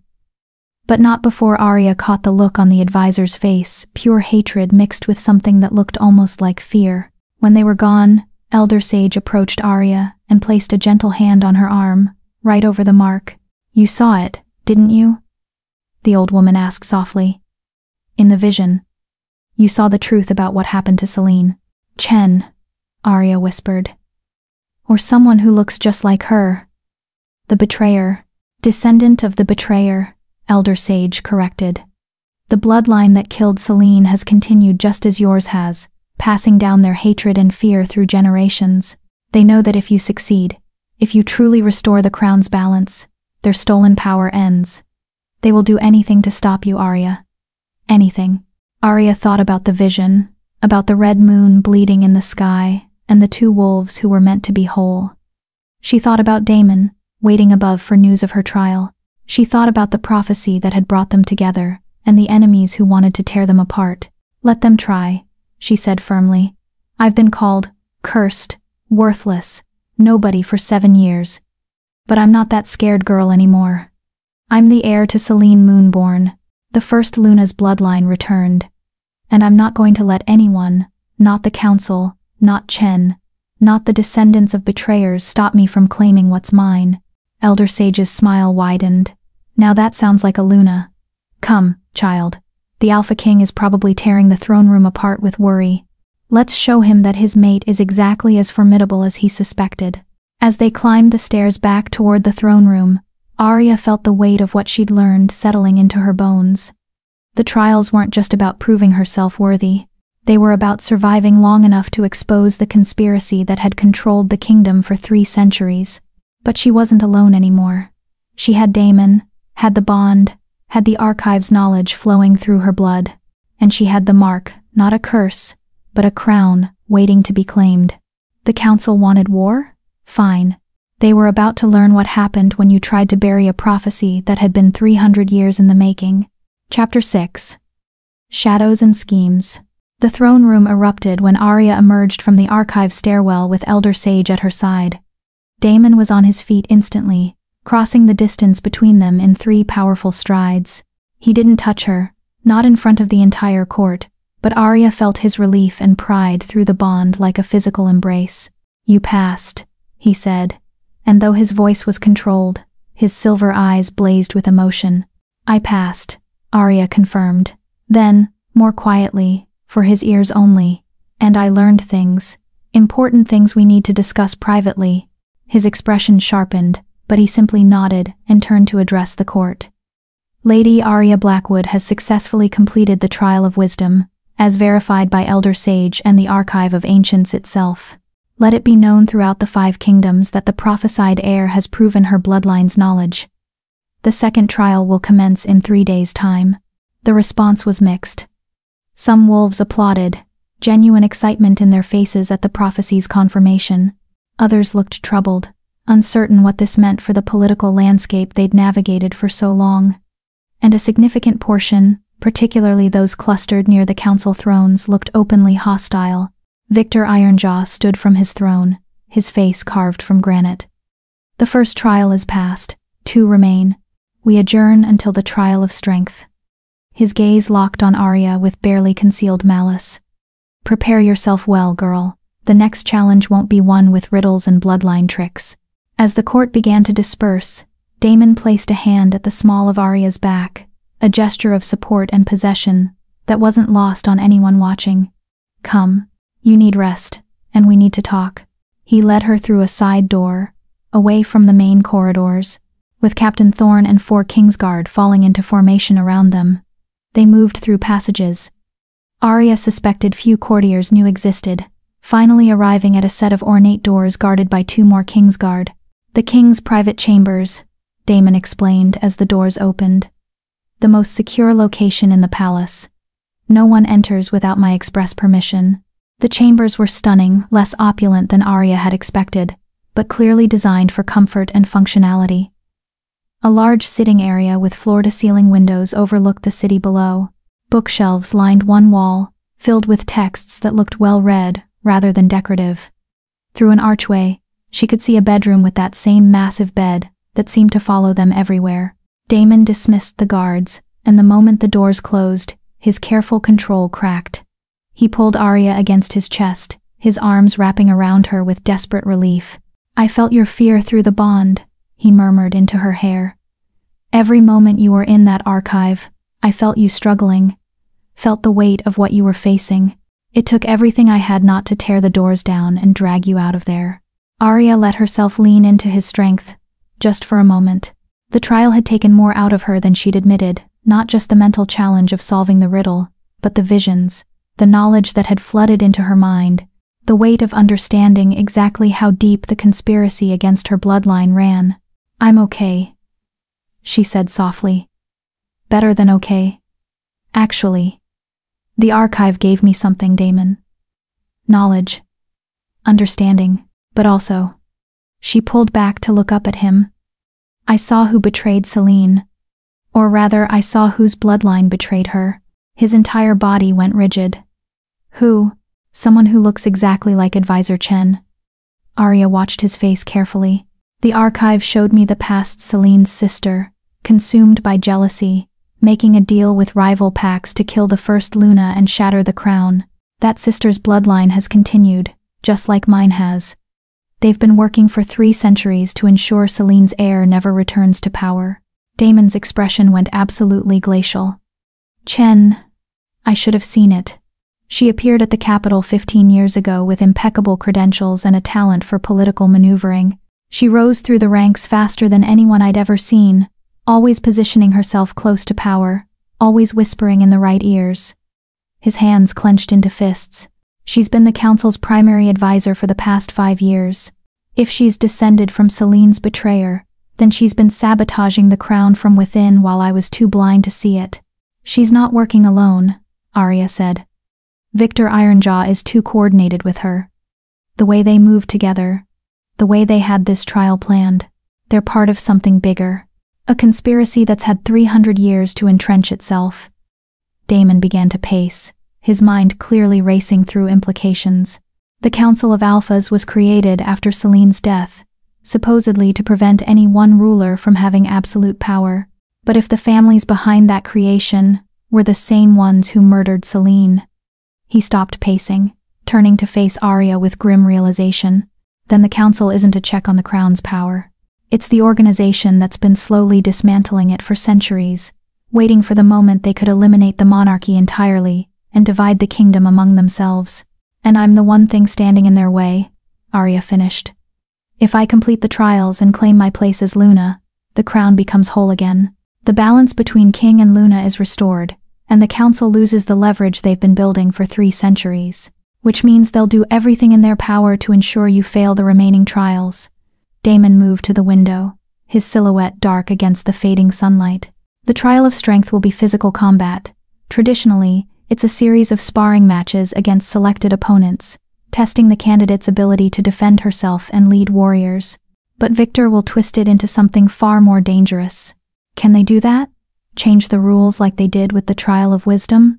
The ancient texts give the Council significant latitude in designing trials for extraordinary circumstances," Damon said bitterly. "It's a loophole that's never been exploited before because previous Luna candidates were either ceremonial choices or political alliances. No one wanted to actually harm them. But you," he turned to face her, "you represent the end of their power.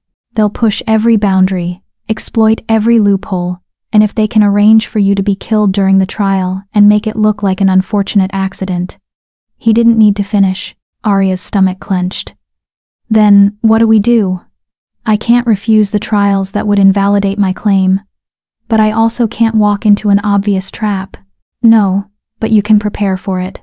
Damon crossed to her, taking both her hands in his. 3 days isn't much time, but it's enough to give you a fighting chance. I'm going to train you myself, along with Captain Thorn and the best warriors in the Kingsguard. We'll work on combat skills, yes, but more importantly, we'll work on survival. How to recognize sabotage. How to turn your opponent's strength against them. How to win when the fight is rigged. You think they'll actually try to kill me during the trial? I think they'll push you as close to death as they dare without making it obvious murder. His expression was fierce, protective. But they're making a critical mistake, Aria. They think you're weak because you spent 7 years being treated like you were cursed. They think your mark is your only real strength, that without it, you're just a scared girl from a minor pack. And I'm not? You survived 7 years of being shunned, belittled, and isolated, and you didn't break. You didn't become bitter or cruel. You learned to endure, to adapt, to survive in the shadows. His grip on her hands tightened. The council sees a weakness to exploit. I see a woman who's already been through her trial by fire and came out stronger for it. They have no idea what they're actually facing. The conviction in his voice sent warmth through Aria's chest. For so long, she'd seen herself through Silvermoon's eyes, cursed, worthless, broken. But Damon saw something different. He saw strength where others saw weakness, potential where others saw failure. I'm still afraid, she admitted quietly. Good. He raised one hand to cup her cheek, his touch gentle despite the warrior's calluses on his palm. Fear keeps you alert, keeps you cautious. It's only dangerous when it paralyzes you. Can you fight through your fear, Aria? She thought about stepping onto that platform in Silvermoon, knowing the entire pack expected her to be humiliated. She thought about walking into the archive, facing a test designed to make her fail. She thought about the vision of Celine, killed by her own sister's betrayal, and the 3 centuries of descendants who had waited for their chance to set things right. Yes, she said firmly. I can fight through it. His smile was fierce and proud. Then we start training tonight. No time to waste if we want you ready for whatever Victor throws at you. A knock on the door interrupted them. Damon's expression shifted back to the Alpha King's cold control. Enter. Enter. Captain Thorn stepped inside, his scarred face grave. Your Majesty, we have a problem. 3 of the Kingsguard who were assigned to patrol Lady Aria's chambers have been found unconscious in a storage room. They were drugged, something fast-acting in their wine at dinner. Damon went very still, the kind of stillness that preceded violence. Someone infiltrated the guard rotation. It appears so, Your Majesty. The guards are recovering, but it means we have a security breach. Someone got close enough to drug 3 trained warriors without being noticed. Chen, Aria said quietly. Both men looked at her. It has to be. She's been working in the palace for 15 years. She'd know the routines, know how to exploit them. She's sending a message. I can reach you whenever I want. Then we change the game, Damon said flatly. He turned to Thorn. Double the guard on Lady Aria at all times. No one approaches her without being personally vetted by you or me. She stays in my chambers where the security is tightest, and she doesn't eat or drink anything that hasn't been tested first. Assign someone you trust absolutely to food preparation and testing. Yes, Your Majesty. And the drugged guards? Keep them under observation, but don't let on that we know about the breach. If Chen thinks her sabotage went unnoticed, she might get careless. I want eyes on her at all times, who she meets with, who she talks to, where she goes. Something this coordinated requires planning and communication. If we can catch her making contact with her co-conspirators, we can map the entire network. Thorn finished with a grim smile. I'll see to it personally. After Thorn left, Damon turned back to Aria. I'm sorry, I should have anticipated this. Should have known they'd move against you the moment you passed the first trial. You can't predict everything, Aria said, though her hands were trembling slightly as the reality of the situation sank in. Someone had tried to get to her tonight. If those guards had been on active duty instead of at dinner, if the drugging had happened during their patrol shift instead of before it, she pushed the thought away. Dwelling on what-ifs wouldn't help. I need you to understand something, Damon said, his voice dropping to that intimate rumble that seemed to resonate in her bones. From this moment forward, your safety is my top priority.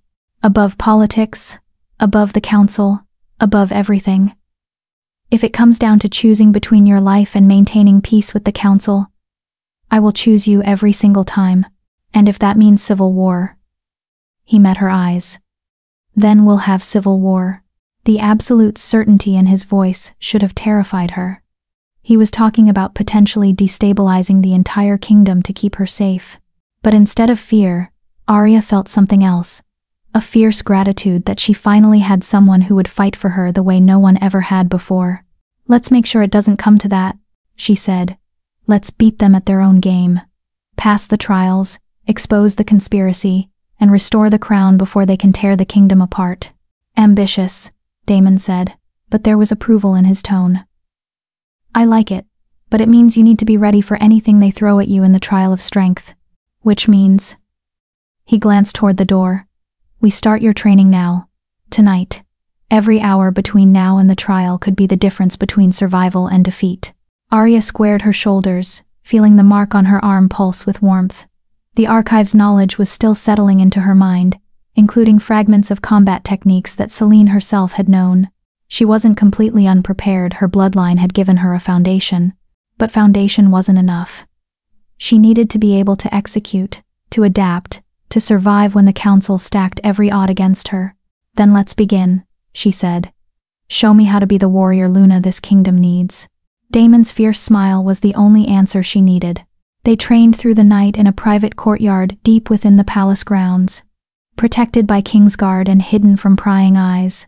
Damon didn't go easy on her, he came at her with the full force of his warrior's skill, teaching her through action rather than explanation.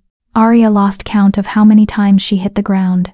Her body ached, her muscles screamed, and more than once she tasted blood from a split lip or bitten tongue.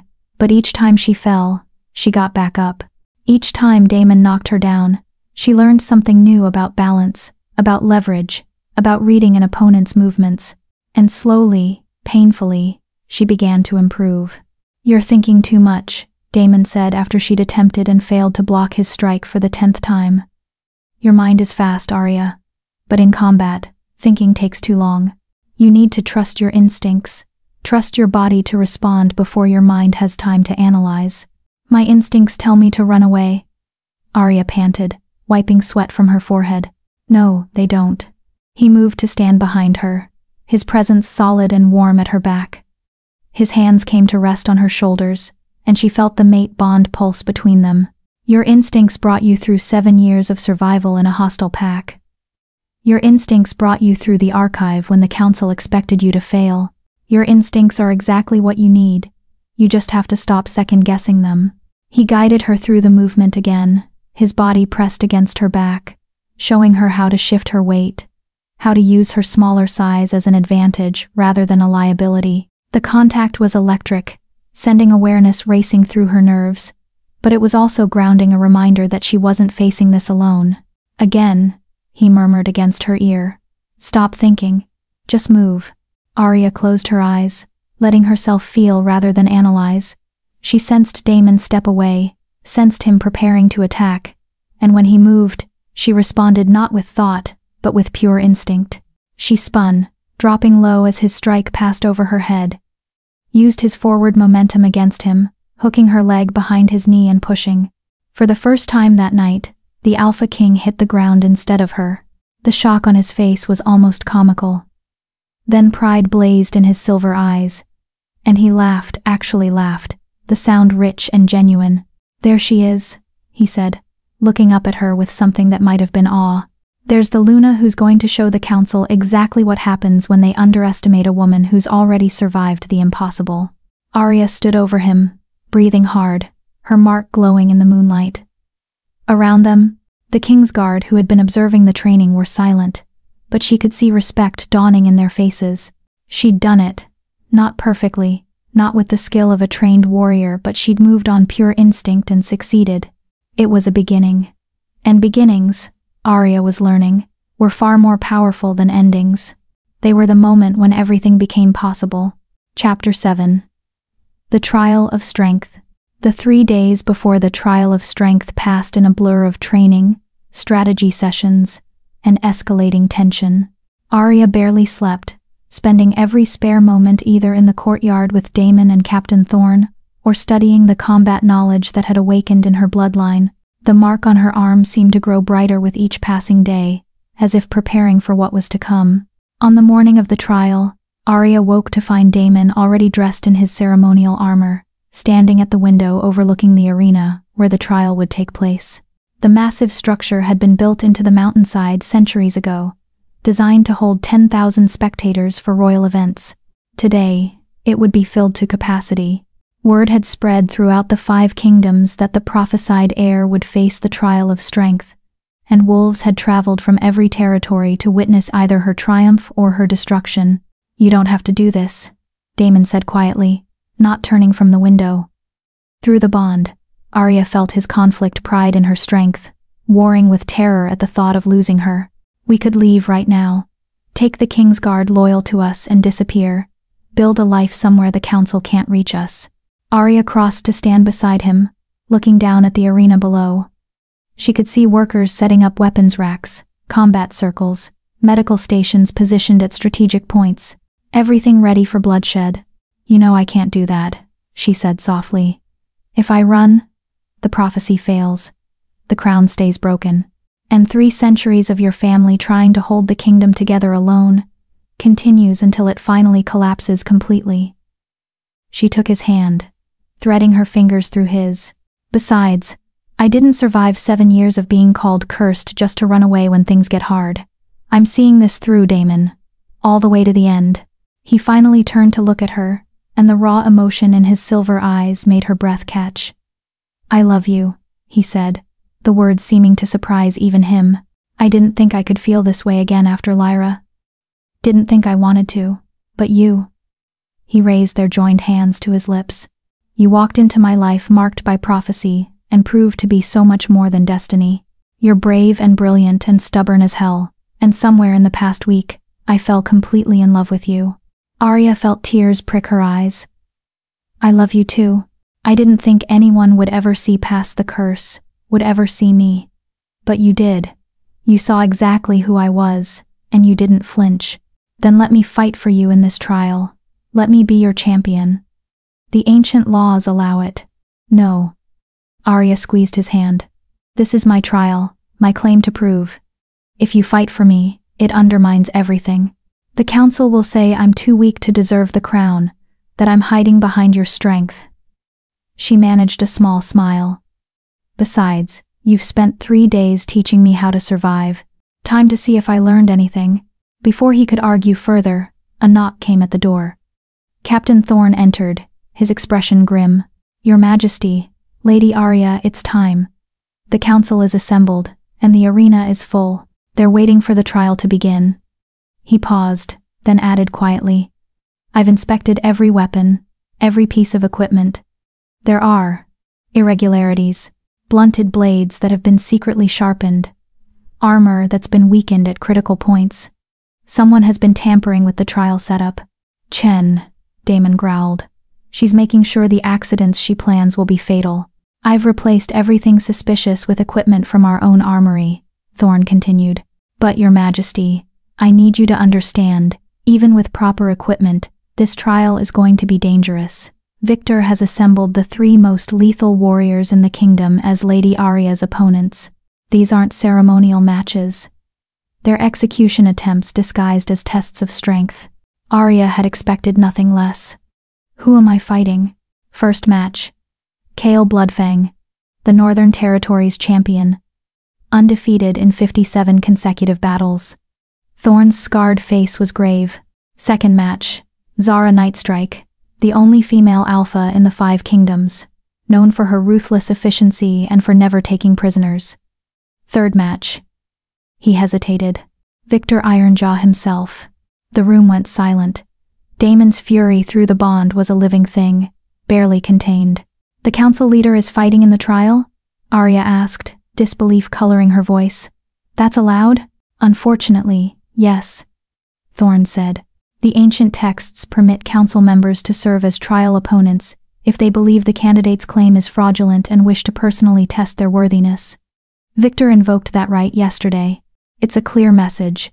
He intends to end this himself." "Over my dead body," Damon snarled. I won't stand by while he tries to murder you in front of the entire kingdom." "You will," Aria said firmly, surprising both men. "Because if you interfere, we lose everything. The council will declare the trial invalid, my claim forfeit, they'll force you to choose another mate, and everything we fought for disappears." She turned to face Damon fully, letting him see the determination in her eyes. "I know this is terrifying. I'm terrified too, but I have to do this, Damon, not just for the prophecy or the crown, but for every wolf who's ever been told they were worthless, for every underdog who was dismissed because they didn't fit someone else's vision of strength. I have to show them that survival is its own kind of power. Subscribe if you're ready to see Aria prove that the underestimated can become unstoppable, because she's about to show the council what happens when you try to break someone who's already been through hell and chose to rise anyway. Drop a comment. Tell Aria what you'd do if you had to face 3 impossible battles with the whole kingdom watching." Damon stared at her for a long moment, emotions warring across his face. Then he pulled her close, holding her like he might never let go. "You fight then," he whispered against her hair. "You fight with everything you have, and I'll be there watching, believing in you every single second. And if Victor crosses the line from trial to murder..."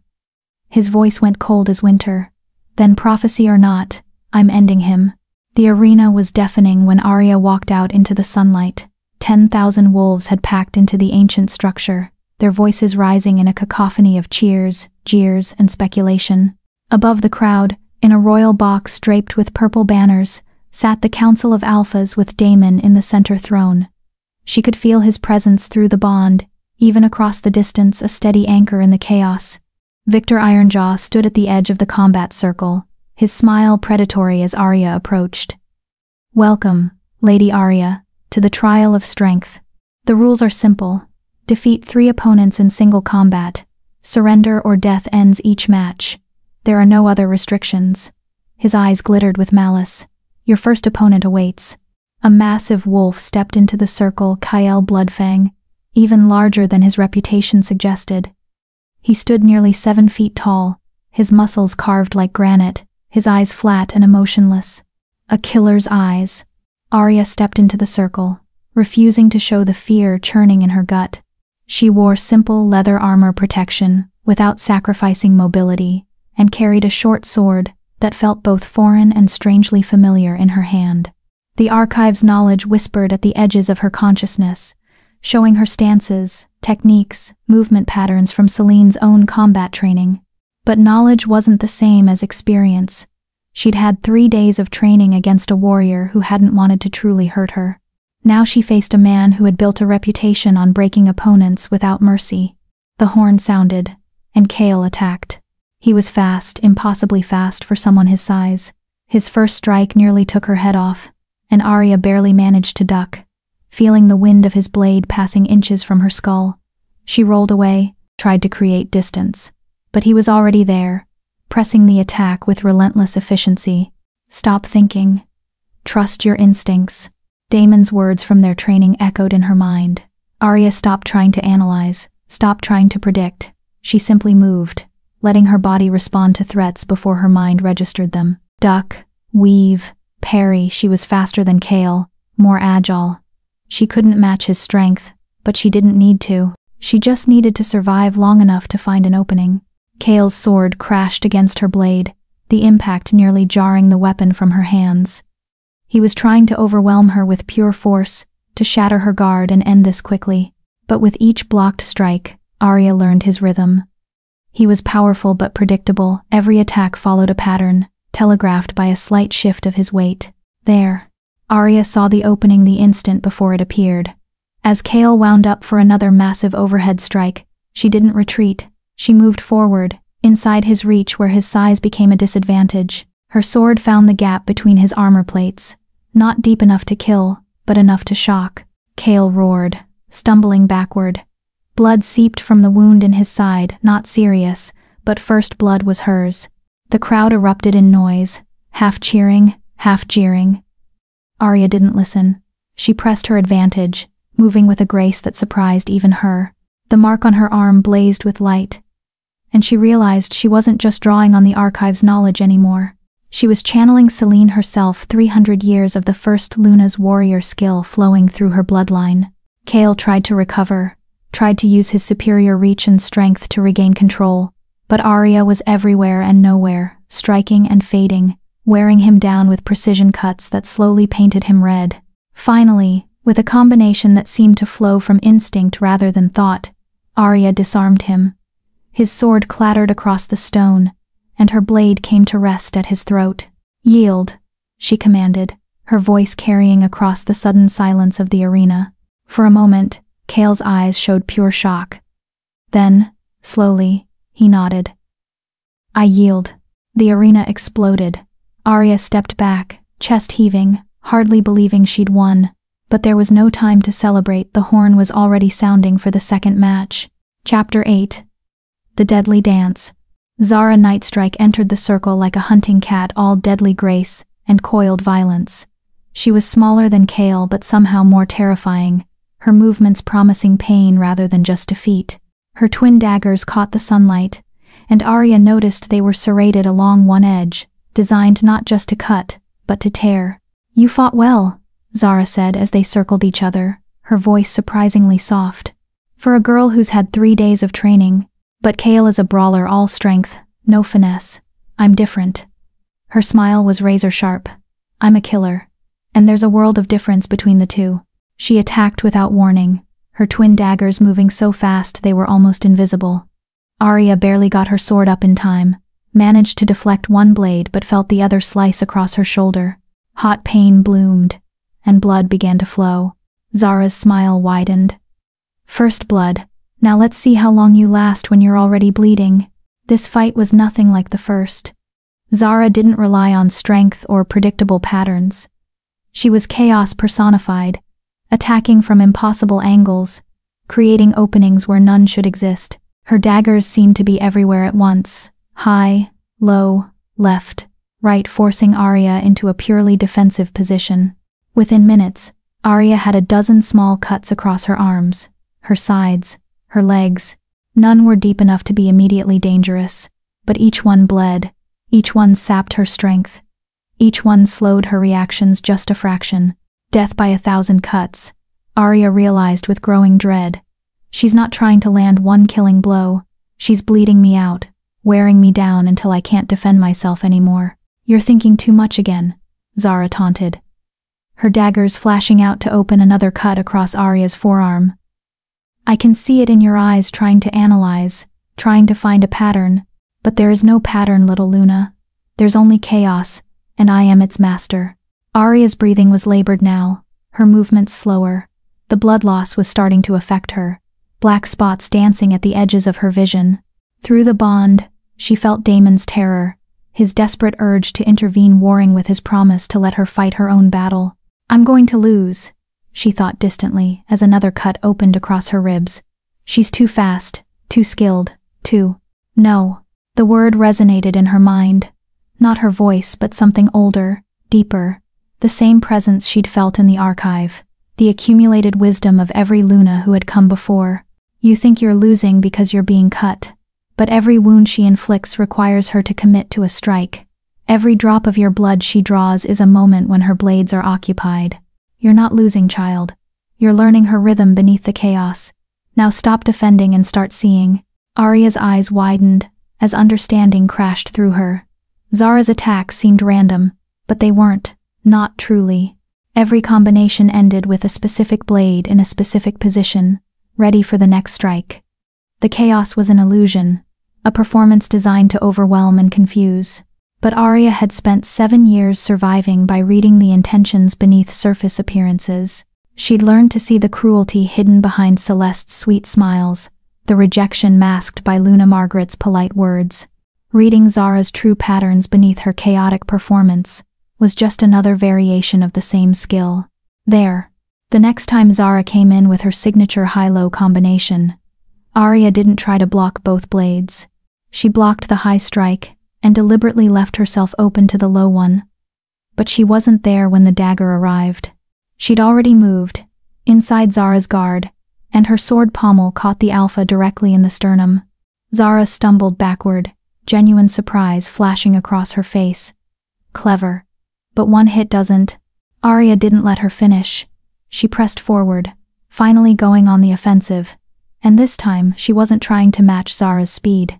She was using her own advantages, the longer reach of her sword, the knowledge from the archive that showed her where to strike, the desperate determination of someone who had too much to lose to give up now. Their blades clashed in a deadly dance, sparks flying with each impact. The crowd had gone silent, every wolf watching in awe, as the underdog candidate not only matched a legendary warrior but began to drive her backward. But Zara hadn't earned her reputation by being easy to defeat. As Aria pressed her advantage, the Alpha suddenly changed tactics. She dropped low, inside Aria's sword range, and both daggers flashed toward Aria's exposed torso. It should have been a killing blow. Would have been, against anyone else. But Aria had one advantage Zara didn't know about: the mark. As the daggers came in, silver light exploded from Aria's arm, forming a barrier that caught both blades. For a frozen moment, they stood face to face. Zara's daggers pressed against light made solid, shock written clearly on the Alpha's features. Impossible. Sarah breathed. No, Aria said, her voice steady despite the pain and exhaustion. Just prophesied. She channeled everything she had, all her strength, all her will, all the power of the mark into a single headbutt that caught Zara directly in the nose. The Alpha's head snapped back, blood flowing, her grip on her daggers loosening for just an instant. That instant was all Aria needed. She swept Zara's legs out from under her. And as the warrior went down, Aria was already there. One of Zara's own daggers now in her hand, pressed to the Alpha's throat. Yield, Aria commanded, her voice carrying across the silent arena. For a long moment, Zara stared up at her, blood streaming from her broken nose, genuine respect dawning in her eyes. You fight like someone who knows what it's like to be prey, she said softly. Like someone who learned survival before they learned honor. A strange smile curved her lips. I yield, Luna, and I'll be honored to serve you when you take the crown.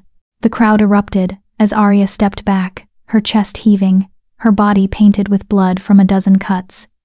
2 victories, 2 impossible opponents defeated, but the hardest fight was still to come. The medical staff tried to approach, tried to treat her wounds before the final match, but Victor Ironjaw stepped into the circle and waved them away. No healing between matches, he declared, his voice carrying across the arena. The ancient texts are clear. The trial of strength tests endurance as much as skill. The candidate faces all 3 opponents in succession, carrying the damage from each fight into the next. His smile was vicious. After all, a true Luna must be able to protect her people, even when she's wounded, exhausted, and facing impossible odds. Murmurs rippled through the crowd, some of approval, others of concern. Aria saw several council members shifting uncomfortably, clearly aware that Victor was pushing the boundaries of acceptable interpretation, but none of them spoke up to challenge him. Damon was on his feet in the royal box, his fury visible even from across the arena. Through the bond, Aria felt him reaching the limits of his control, felt the Alpha King's protective instincts warring with his promise to let her fight. I'm okay, she sent through the bond, though her body was screaming otherwise. I can do this. I have to do this. He's going to kill you. Damon's thought came back, raw with anguish. That's what this is, Aria. Not a trial, an execution. He knows you're weakened from the first 2 fights, knows you're bleeding. He's planned this from the beginning. Then let's show him what happens when you plan to kill a Luna and fail, Aria responded, drawing on reserves of courage she didn't know she possessed. Trust me, Damon. Trust that I'm stronger than I look. Victor drew his sword, a massive blade that looked like it could cleave a wolf in half, and began to circle. Unlike the previous opponents, there was no honor in his eyes, no respect for the trial or its purpose, just cold calculation and murderous intent. 2 opponents defeated through tricks and bloodline magic, he said, his voice dripping with contempt. But I've been fighting for 50 years, girl. I've killed rogues, traitors, and pretenders by the dozens. Your little light show doesn't frighten me. His smile was grotesque. When I'm done with you, there won't be enough left to recognize. And the prophecy will die with you, just like Celine died screaming at her sister's hands. The casual mention of Celine's murder sent rage flooding through Aria's veins. This man was descended from the wolves who had betrayed the first Luna, who had shattered the crown and sent the kingdom into 3 centuries of decline, and he was proud of it. The horn sounded. Victor attacked with the skill of someone who'd been fighting since before Aria was born, combined with the ruthlessness of someone with everything to lose. His blade came at her from every angle, each strike powerful enough to shatter bone if it connected. Aria backpedaled desperately, her exhausted body screaming in protest, her wounds bleeding freely. She was slower now, the blood loss from Zara's cuts affecting her reactions. Victor's blade found her twice in the first minute, opening a gash across her thigh and another along her ribs. Not killing blows, but devastating nonetheless. I can't win this, she thought as Victor's boot caught her in the chest, sending her flying backward. He's too strong, too experienced, and I'm too wounded, too tired, too. She hit the ground hard, her vision swimming. Through the haze of pain, she saw Victor approaching slowly, savoring his victory. In the royal box, Daemon was being physically restrained by Captain Thorne and 3 other Kingsguard, his roar of fury audible even over the crowd's noise. It's over, Victor said, raising his sword for what should be the killing blow. The prophecy dies here. The council's power remains intact. And you. His smile was grotesque. You'll be remembered as the cursed girl who dared to dream above her station and paid the price. The sword began to fall, and time seemed to slow. Aria saw her life flash before her eyes, not the past, but the future she wouldn't have. Standing beside Daemon as true partners, rebuilding the kingdom together, finding other wolves like her, who'd been told they were worthless, and showing them their true potential. All of it vanishing because she wasn't strong enough, wasn't fast enough, wasn't enough. The word echoed through her mind like thunder, and with it came a realization that hit with the force of revelation. She'd been fighting this entire trial trying to prove she was strong enough, skilled enough, worthy enough. But that wasn't what the trial of strength was really testing. It wasn't about physical power or combat prowess. It was about the strength to keep fighting when every rational part of you said to give up. The strength to rise when you'd been knocked down. The strength to face impossible odds and refuse to quit. And Aria had been developing that strength for 7 years every day she'd survived being called cursed, every moment she'd endured being shunned and belittled, every night she'd gone to sleep alone and woke up determined to face another day. She was already strong. She'd always been strong. She just hadn't recognized it. The mark on her arm didn't just glow this time. It blazed, silver light so bright it was blinding, and with that light came power that dwarfed everything she'd accessed before. This was the true strength of the first Luna, not combat skill or magical might, but the indomitable will that refused to be broken no matter what forces arrayed against it. Victor's sword, inches from her throat, suddenly stopped, not because he'd stopped it, but because Aria had caught the blade with her bare hand. The mark's power protected her, the silver light forming a barrier that the steel couldn't penetrate. Victor's confident smile vanished, replaced by shock and the first flicker of genuine fear. My turn, Aria said, and her voice resonated with power that was both hers and something far older. She wrenched the sword from his grip and surged to her feet. Her wounds were still bleeding, her body still exhausted, but none of that mattered anymore. The power of the first Luna flowed through her like a river, finally breaking through a dam, and she understood with crystal clarity what she had to do. This wasn't about defeating Victor. It was about showing the entire kingdom what happened when you tried to bury a prophecy that had been 3 centuries in the making. Chapter 9. The crown restored. Aria attacked, and this time there was no desperation, no improvisation, no fear. Every movement was precise, controlled, devastating. She was no longer the cursed girl from Silver Moon fighting to survive. She was the heir to Selene Moonborn, the prophesied Luna, and she was done being underestimated. Victor tried to defend himself, tried to use his 50 years of experience to counter her assault, but he was fighting not just Aria but the weight of 3 centuries of suppressed destiny. Each strike she landed carried the force of every heir who had been hunted down, every Luna who should have ruled but was denied, every wolf who had been told they were worthless when they were actually chosen. The crowd watched in stunned silence as the wounded, bleeding candidate drove back the Council Alpha with relentless precision. Victor's confident sneer had vanished, replaced by growing desperation as he realized he was losing not just the fight, but everything he'd worked for.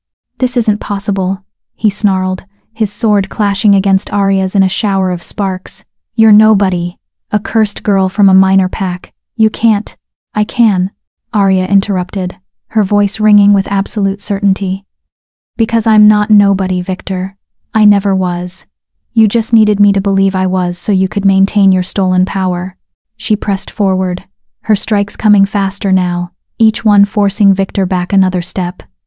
The mark on her arm blazed like a star, and wolves throughout the arena had to shield their eyes from its brilliance. "You want to know what real strength is?" Aria continued, her blade finding the gaps in Victor's defense with surgical precision. "It's not the power to dominate others. It's not 50 years of crushing anyone who threatens your control. It's the courage to face your fears, the determination to protect those who can't protect themselves, the refusal to break no matter how hard the world tries to break you." Victor's back hit the arena wall. He'd run out of room to retreat. His eyes were wide now, genuine fear replacing his earlier confidence. "You can't kill me," he said desperately. "I'm a Council Alpha. Killing me would destabilize the entire political structure." "I'm not going to kill you," Aria said, and watched relief flash across his face. Then she smiled, cold and fierce. "I'm going to do something far worse. I'm going to let you live. Disgraced and broken, so you can watch everything you tried to prevent come to pass. So you can see the crown restored, the council restructured, and a new era begin, one where betrayers like you have no place." With a move that seemed to flow from muscle memory older than her lifetime, Aria disarmed Victor with a twist of her wrist. His sword clattered across the stone, and her blade, his own weapon, taken from his hands, came to rest against his throat. The arena had gone absolutely silent. 10,000 wolves held their breath, waiting to see what would happen next. "Yield," Aria commanded, her voice carrying across the massive space. "Yield, and admit before this entire kingdom that you tried to murder me under the guise of a trial, that you and your council have been working for 3 centuries to prevent the prophecy's fulfillment, that you're descended from the bloodline that betrayed Selene Moonborn and shattered the crown." Victor's face went pale, then red with impotent rage. "You can't prove." Aria pressed the blade harder against his throat, drawing a thin line of blood. "The archive showed me everything when I solved the riddle. The mark gave me access to memories, to knowledge that's been waiting for the true heir to return. I know who you are, Victor Ironjaw. I know your family's role in Selene's murder. I know about the secret meetings with Chen, the plans to sabotage the trials, the attempt to drug my guards." Her voice hardened. "And I know that if you don't yield and confess right now, I will drag every piece of evidence before the entire kingdom and let them decide your fate." Movement in the royal box caught her attention. Advisor Chen was trying to slip away, but Captain Thorne and 6 Kingsguard blocked her path. They'd been waiting for this moment, positioned to spring the trap the instant Victor's conspiracy was exposed. "Your co-conspirator is already caught," Aria said, loud enough for everyone to hear. "Either you yield and confess, or I end you here and now, and let the kingdom judge your corpse. Choose quickly, my patience is exhausted, and so is my mercy." For a long moment, Victor stared up at her with hatred burning in his eyes. Then, slowly, that hatred gave way to resignation. He'd gambled everything on stopping her, stacked every advantage in his favor, and still she'd won. "I yield," he rasped, the words seeming to cost him everything. "And I confess, the council, we've been working to maintain control, to prevent the prophecy's fulfillment. We believed," his voice cracked, "we believed the crown was better broken, that balance was a myth, that one ruler with absolute power was too dangerous."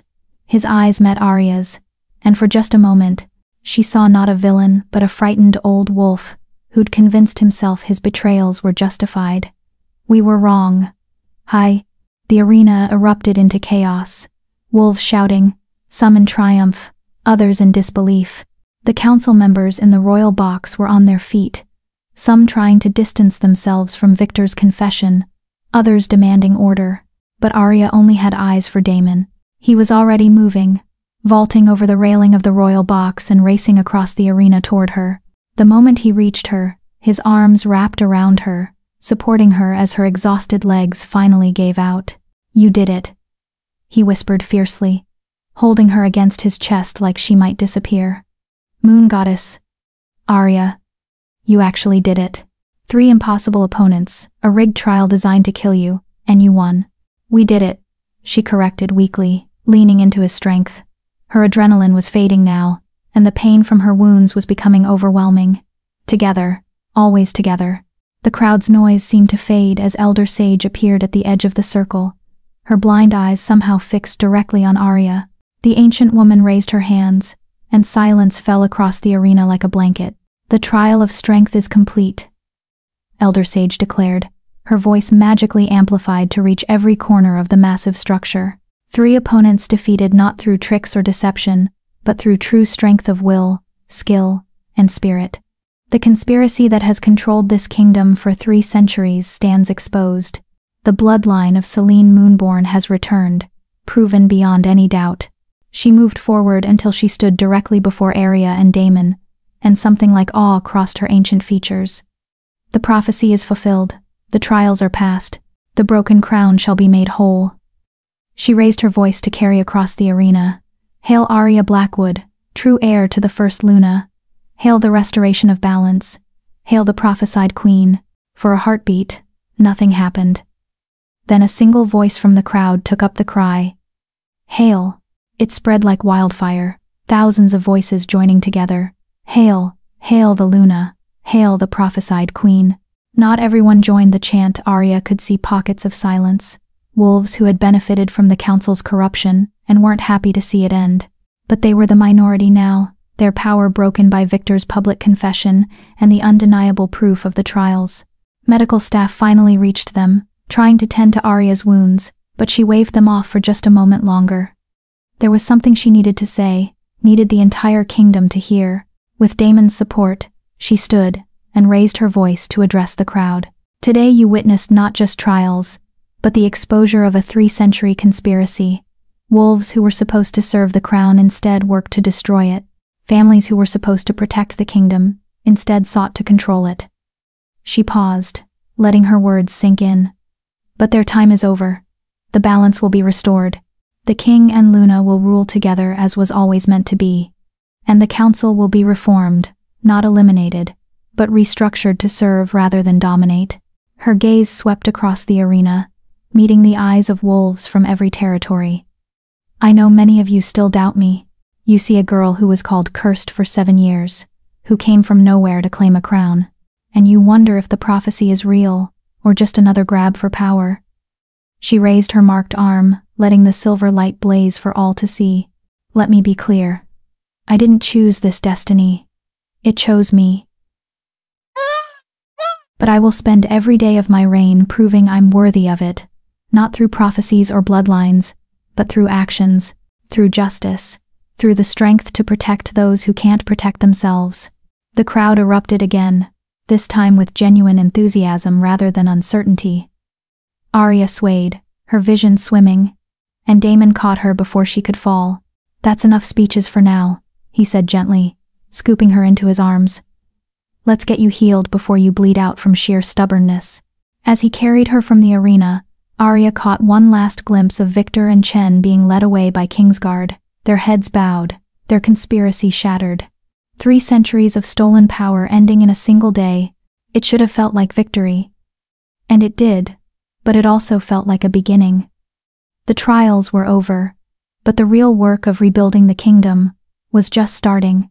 Through the bond, she felt Damon's pride, his love, and his determination to face whatever came next together. "Rest now," he sent through their connection. "You've earned it. Tomorrow we begin the real battle, transforming this kingdom into what it should have been all along. Together?" Aria sent back, though she already knew the answer. "Always together," he confirmed.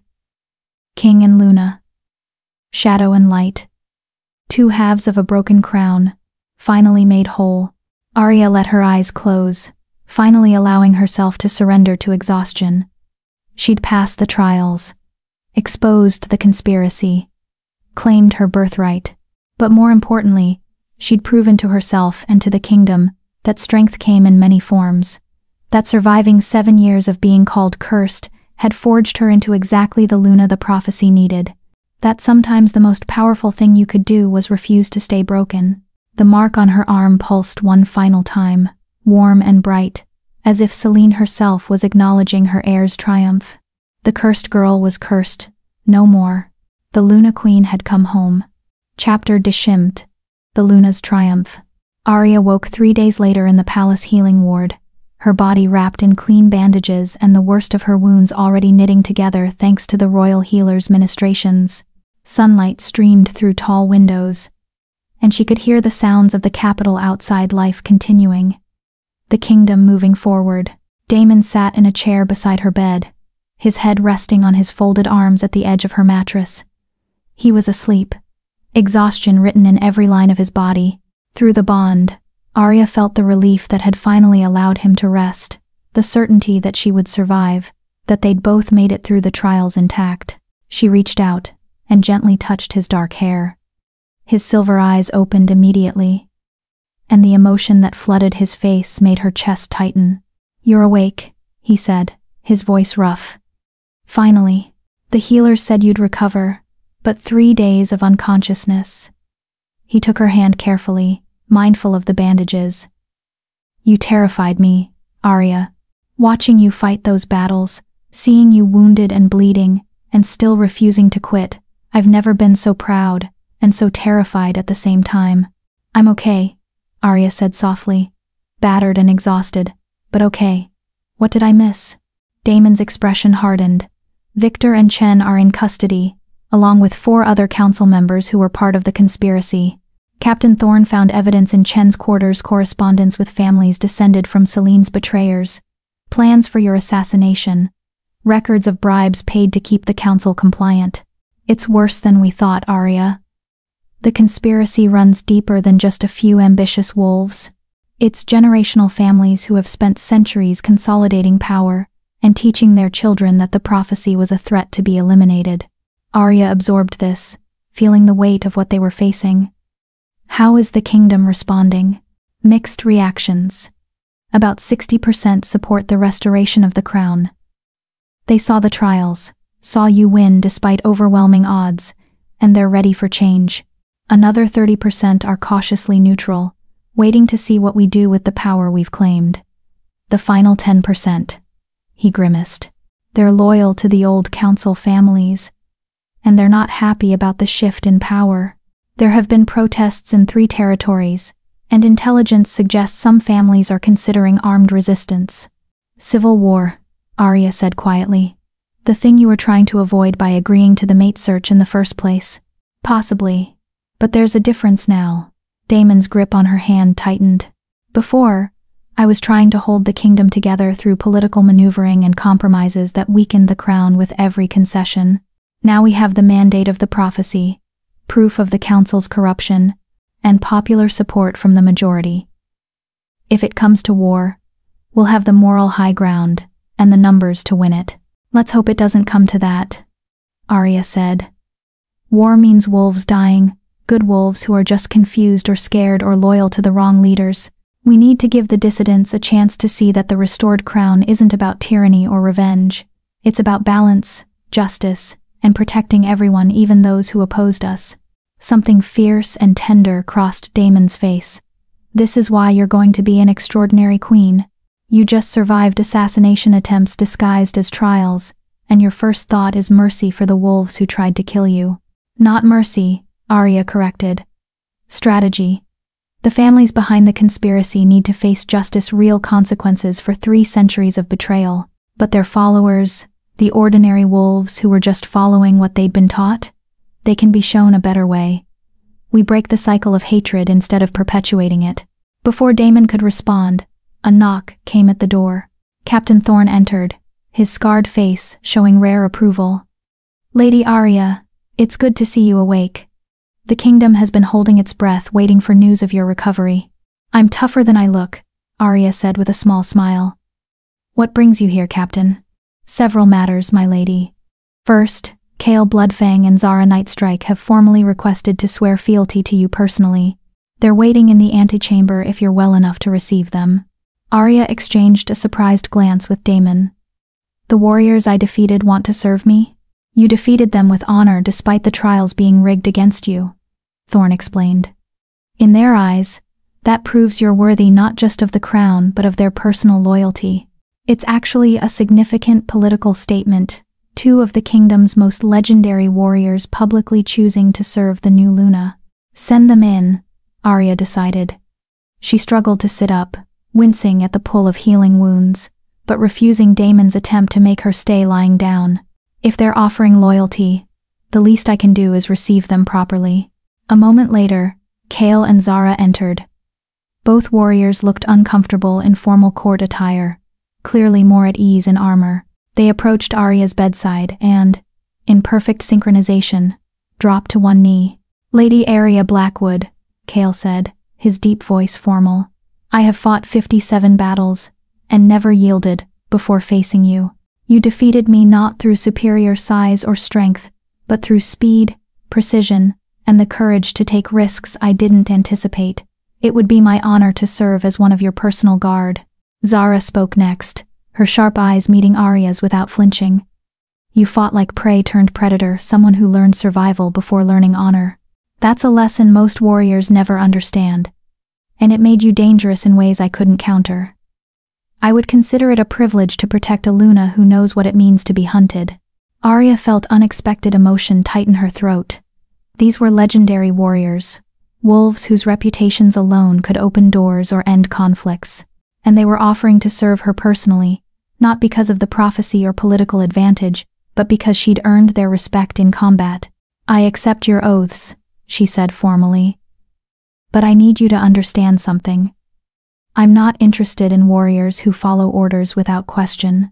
I want protectors who will tell me when I'm wrong, advisors who will challenge my decisions when they think I'm making mistakes, and companions who see me as more than just a crown to defend. Can you do that?"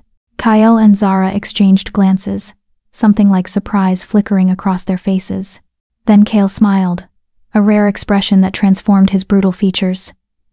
"Most royalty wants soldiers, not advisors. You want partners. That's unusual. I spent 7 years being silenced and dismissed," Aria said quietly. "I won't create a court where people are afraid to speak truth to power.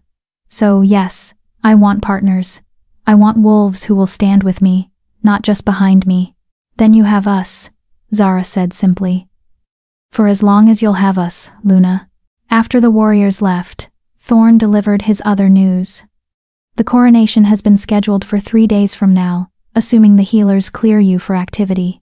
Elder Sage insists the ceremony should happen during the full moon for symbolic reasons. The entire capital is already preparing. It's going to be the largest royal event in living memory." 3 days, Aria repeated, suddenly feeling the weight of what was coming. "That's not much time." "It's enough," Daemon said firmly. "We've already waited 3 centuries. The kingdom needs to see the crown restored, needs the symbol of balance and unity, and you need to be formally recognized as Luna Queen, before the dissidents have time to organize meaningful resistance." He was right, but Aria still felt unprepared. 3 days to transform from the cursed girl of Silver Moon into the crowned queen of the 5 kingdoms. 3 days to learn everything she needed to know about governance, politics, ceremony, and expectation. 3 days to become someone I never imagined I could be, she thought. Through the bond, Daemon sent reassurance and love. "You already are that person, Aria. You just need to let the kingdom see what I see every time I look at you." The 3 days passed in a whirlwind of preparation. Aria met with advisors who were loyal to the crown rather than the council, learning the intricate web of alliances, debts, and obligations that governed the 5 kingdoms. She studied the formal protocols of coronation with Elder Sage, who proved to be surprisingly patient despite her intimidating appearance.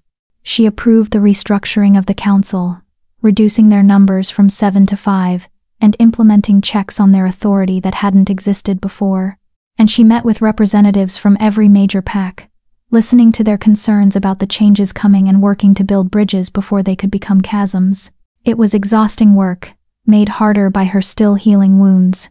But Aria threw herself into it with the same determination that had carried her through the trials. She was learning that being queen wasn't about knowing everything. It was about being willing to learn, to listen, and to make difficult decisions even when you weren't certain of the outcome. On the evening before the coronation, as the full moon rose over Silvercrest, Damon found her standing on the balcony of their chambers, looking out over the city below. "Having second thoughts?" he asked, wrapping his arms around her from behind. "About 50 of them," Aria admitted. "I keep thinking about all the ways I could fail. All the wolves counting on me to be something I'm not sure I can be. All the expectations I might not meet. You know what I think?" Damon's voice was warm against her ear. "I think you've been exceeding expectations your entire life. Everyone expected you to break under 7 years of being called cursed, but you survived. The council expected you to fail the trials, but you won. I expected to find a political alliance at Silver Moon, but I found my mate, my partner, my equal." He turned her to face him, his silver eyes intense. "Stop worrying about meeting expectations, Aria. You're going to shatter them, just like you've shattered every limitation anyone has ever tried to place on you." Aria kissed him, pouring all her gratitude and love into the contact. When they finally broke apart, she felt steadier, more centered. "Tomorrow we restore the crown," she said softly. "Tomorrow I officially become Luna Queen. Tomorrow everything changes. Tomorrow we begin the next chapter," Damon agreed. "But tonight, we rest. Together. The way it should be." They stood on the balcony as the moon climbed higher. Two wolves bound by prophecy, but choosing each other beyond destiny's demands. Tomorrow would bring ceremony and spectacle, politics and power. But tonight was theirs alone. A moment of peace before the storm of responsibility resumed. And as Aria looked out over the kingdom she was about to help rule, she felt the mark on her arm pulse with warmth. Not a curse anymore, never again. Instead, it was a promise to herself, to Damon, to every wolf who had ever been dismissed or overlooked. The broken would be made whole, the outcasts would find their place, and the cursed girl who had survived 7 years in the shadows would bring light to a kingdom that had forgotten what true balance looked like. Tomorrow, the prophecy would be complete. Tomorrow, the Luna Queen would rise. But tonight, Aria Blackwood simply stood with the man she loved and allowed herself to believe that maybe, just maybe, she was exactly where she was meant to be. Epilogue. MFO. The crown made whole. The coronation took place in the Grand Hall of Silvercrest Palace, a space so vast it could hold 5,000 wolves comfortably. Today, it held nearly 7,000, packed shoulder to witness history being made. Representatives from every pack in the 5 kingdoms had traveled to attend, along with common wolves who had simply wanted to see the prophesied Luna crowned with their own eyes. Aria stood in an antechamber, adjacent to the hall, her reflection staring back at her from an ornate mirror. She barely recognized herself. The gown had been crafted by the kingdom's finest seamstresses, silver fabric that seemed to flow like liquid moonlight, embroidered with symbols from the old tongue that told the story of Selene Moonborn and the prophecy of her heir's return. The neckline was cut to display the mark on her arm in all its glory, the symbols glowing softly against her skin. Her dark hair had been styled in an elaborate arrangement that somehow managed to be both regal and warrior-like, threaded through with silver chains that caught the light. But it was her eyes that struck Aria most. They looked different, stronger, more certain. The frightened girl who had stepped onto that platform in Silver Moon 3 weeks ago was gone, replaced by someone who had stared down impossible odds and refused to break. "You look like a queen," a familiar voice said from the doorway. Aria turned to find Elder Sage standing there, leaning on a staff carved with the same symbols that decorated Aria's gown. The ancient woman smiled, an expression that transformed her weathered features. "I look terrified," Aria corrected with a shaky laugh.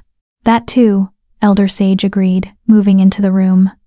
"But terror and power often walk hand in hand. The wolves who should truly frighten us are the ones who feel no fear at all. They're the ones who make the worst decisions, because they never stop to question themselves." She reached out and placed a gnarled hand over the mark on Aria's arm. "Selene was terrified the day she was crowned. I know I was there, though I was just a girl myself at the time. She told me she felt like a fraud, like everyone would see through her the moment she put on the crown." "What did you tell her?" Aria asked quietly. I told her that feeling like a fraud was proof she was taking the responsibility seriously, that only fools and tyrants feel completely confident in their right to rule. Elder Sage's blind eyes somehow met Aria's perfectly. You're going to make mistakes, child. You're going to face challenges you're not prepared for. You're going to doubt yourself and wonder if the prophecy was wrong to choose you. But you're also going to rise to meet those challenges, learn from those mistakes, and become the Luna this kingdom desperately needs. Not because you're perfect, but because you're willing to grow. Aria felt tears prick her eyes, but refused to let them fall. She'd ruin the carefully applied cosmetics. Thank you for believing in me even when I couldn't believe in myself. Thank you for proving that 3 centuries of waiting wasn't in vain. Elder Sage squeezed her arm gently. Now, shall we go make history? The grand hall fell silent as Aria entered, every eye turning to watch her progress down the long aisle toward the dais where Damon waited. He stood beside 2 thrones, the king's throne of black stone and silver, and beside it, the Luna's throne of white stone and moonlight that hadn't been occupied in 300 years. Damon wore formal armor polished to a mirror shine, the nightshade crest prominent on his chest, but it was his eyes that held Aria as she walked toward him, those impossible silver eyes filled with pride, love, and absolute certainty. You're beautiful, he sent through the bond. And terrifying. It's a remarkable combination. Just wait until you see what I do with actual power, Aria sent back, and felt his warm laughter echo through their connection. When she reached the dais, Damon took her hand and guided her to stand facing the assembled crowd. The silence was absolute. 7,000 wolves holding their breath, waiting to see the prophecy fulfilled. Elder Sage stepped forward, her voice magically amplified to reach every corner of the massive hall. 3 centuries ago, the first Luna fell to betrayal, and the crown was broken. For 300 years, the Alpha Kings have ruled alone, growing harder and colder with each generation as the balance that should have tempered their strength was lost. For 300 years, the kingdom has slowly fractured, waiting for the moment when the bloodline would return and make whole what was broken. She turned to face Aria fully. The trials have been passed. The prophecy has been proven. The mark has revealed itself to the true heir. Before this assembly of the 5 kingdoms, I ask, Aria Blackwood, descendant of Selene Moonborn, do you accept the crown of the Luna? Do you swear to rule with wisdom and compassion, to balance the king's strength with your own, to protect the weak and guide the strong, to be mother to this kingdom and all its children? Aria's voice rang clear and strong. I do. On my honor, on my bloodline, and on the mark that chose me, I swear it. Elder Sage lifted the Luna's crown, a circlet of silver so intricately carved it seemed to be made of frozen moonlight itself. Then by the power vested in me as Elder Sage and keeper of the ancient traditions, I crown you Luna Queen of the 5 kingdoms. May your reign bring the balance we have lost and the peace we have sought. The crown settled onto Aria's head, and the moment it touched her skin, something extraordinary happened. The mark on her arm blazed with light so brilliant that wolves throughout the hall had to shield their eyes. But the light didn't stop there. It spread from the mark up her arm, across her shoulders, and throughout her entire body, until she glowed like a living star. The Luna's crown responded, its silver catching and reflecting the light, creating patterns that danced across the ceiling and walls. And then, impossibly, a second light appeared, this one dark silver, almost shadow-given form. It emanated from Damon, from the king's crown on his head, and as Aria watched in awe, the 2 lights began to spiral around each other. Shadow and moonlight, strength and wisdom, king and Luna, 2 forces that had been separate for 3 centuries finally reuniting. Where the lights touched, they didn't fight or cancel each other out. They enhanced each other, created something greater than either could be alone. The very air in the grand hall seemed to shimmer with power, and Aria felt something shift in the fabric of the kingdom itself. Ancient magic, recognizing that the balance had been restored, that the crown was finally whole.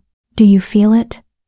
Damon's thought came through the bond, filled with wonder, the power settling into place, the kingdom recognizing us as partners, not just rulers. I feel it, Aria sent back. I feel everything.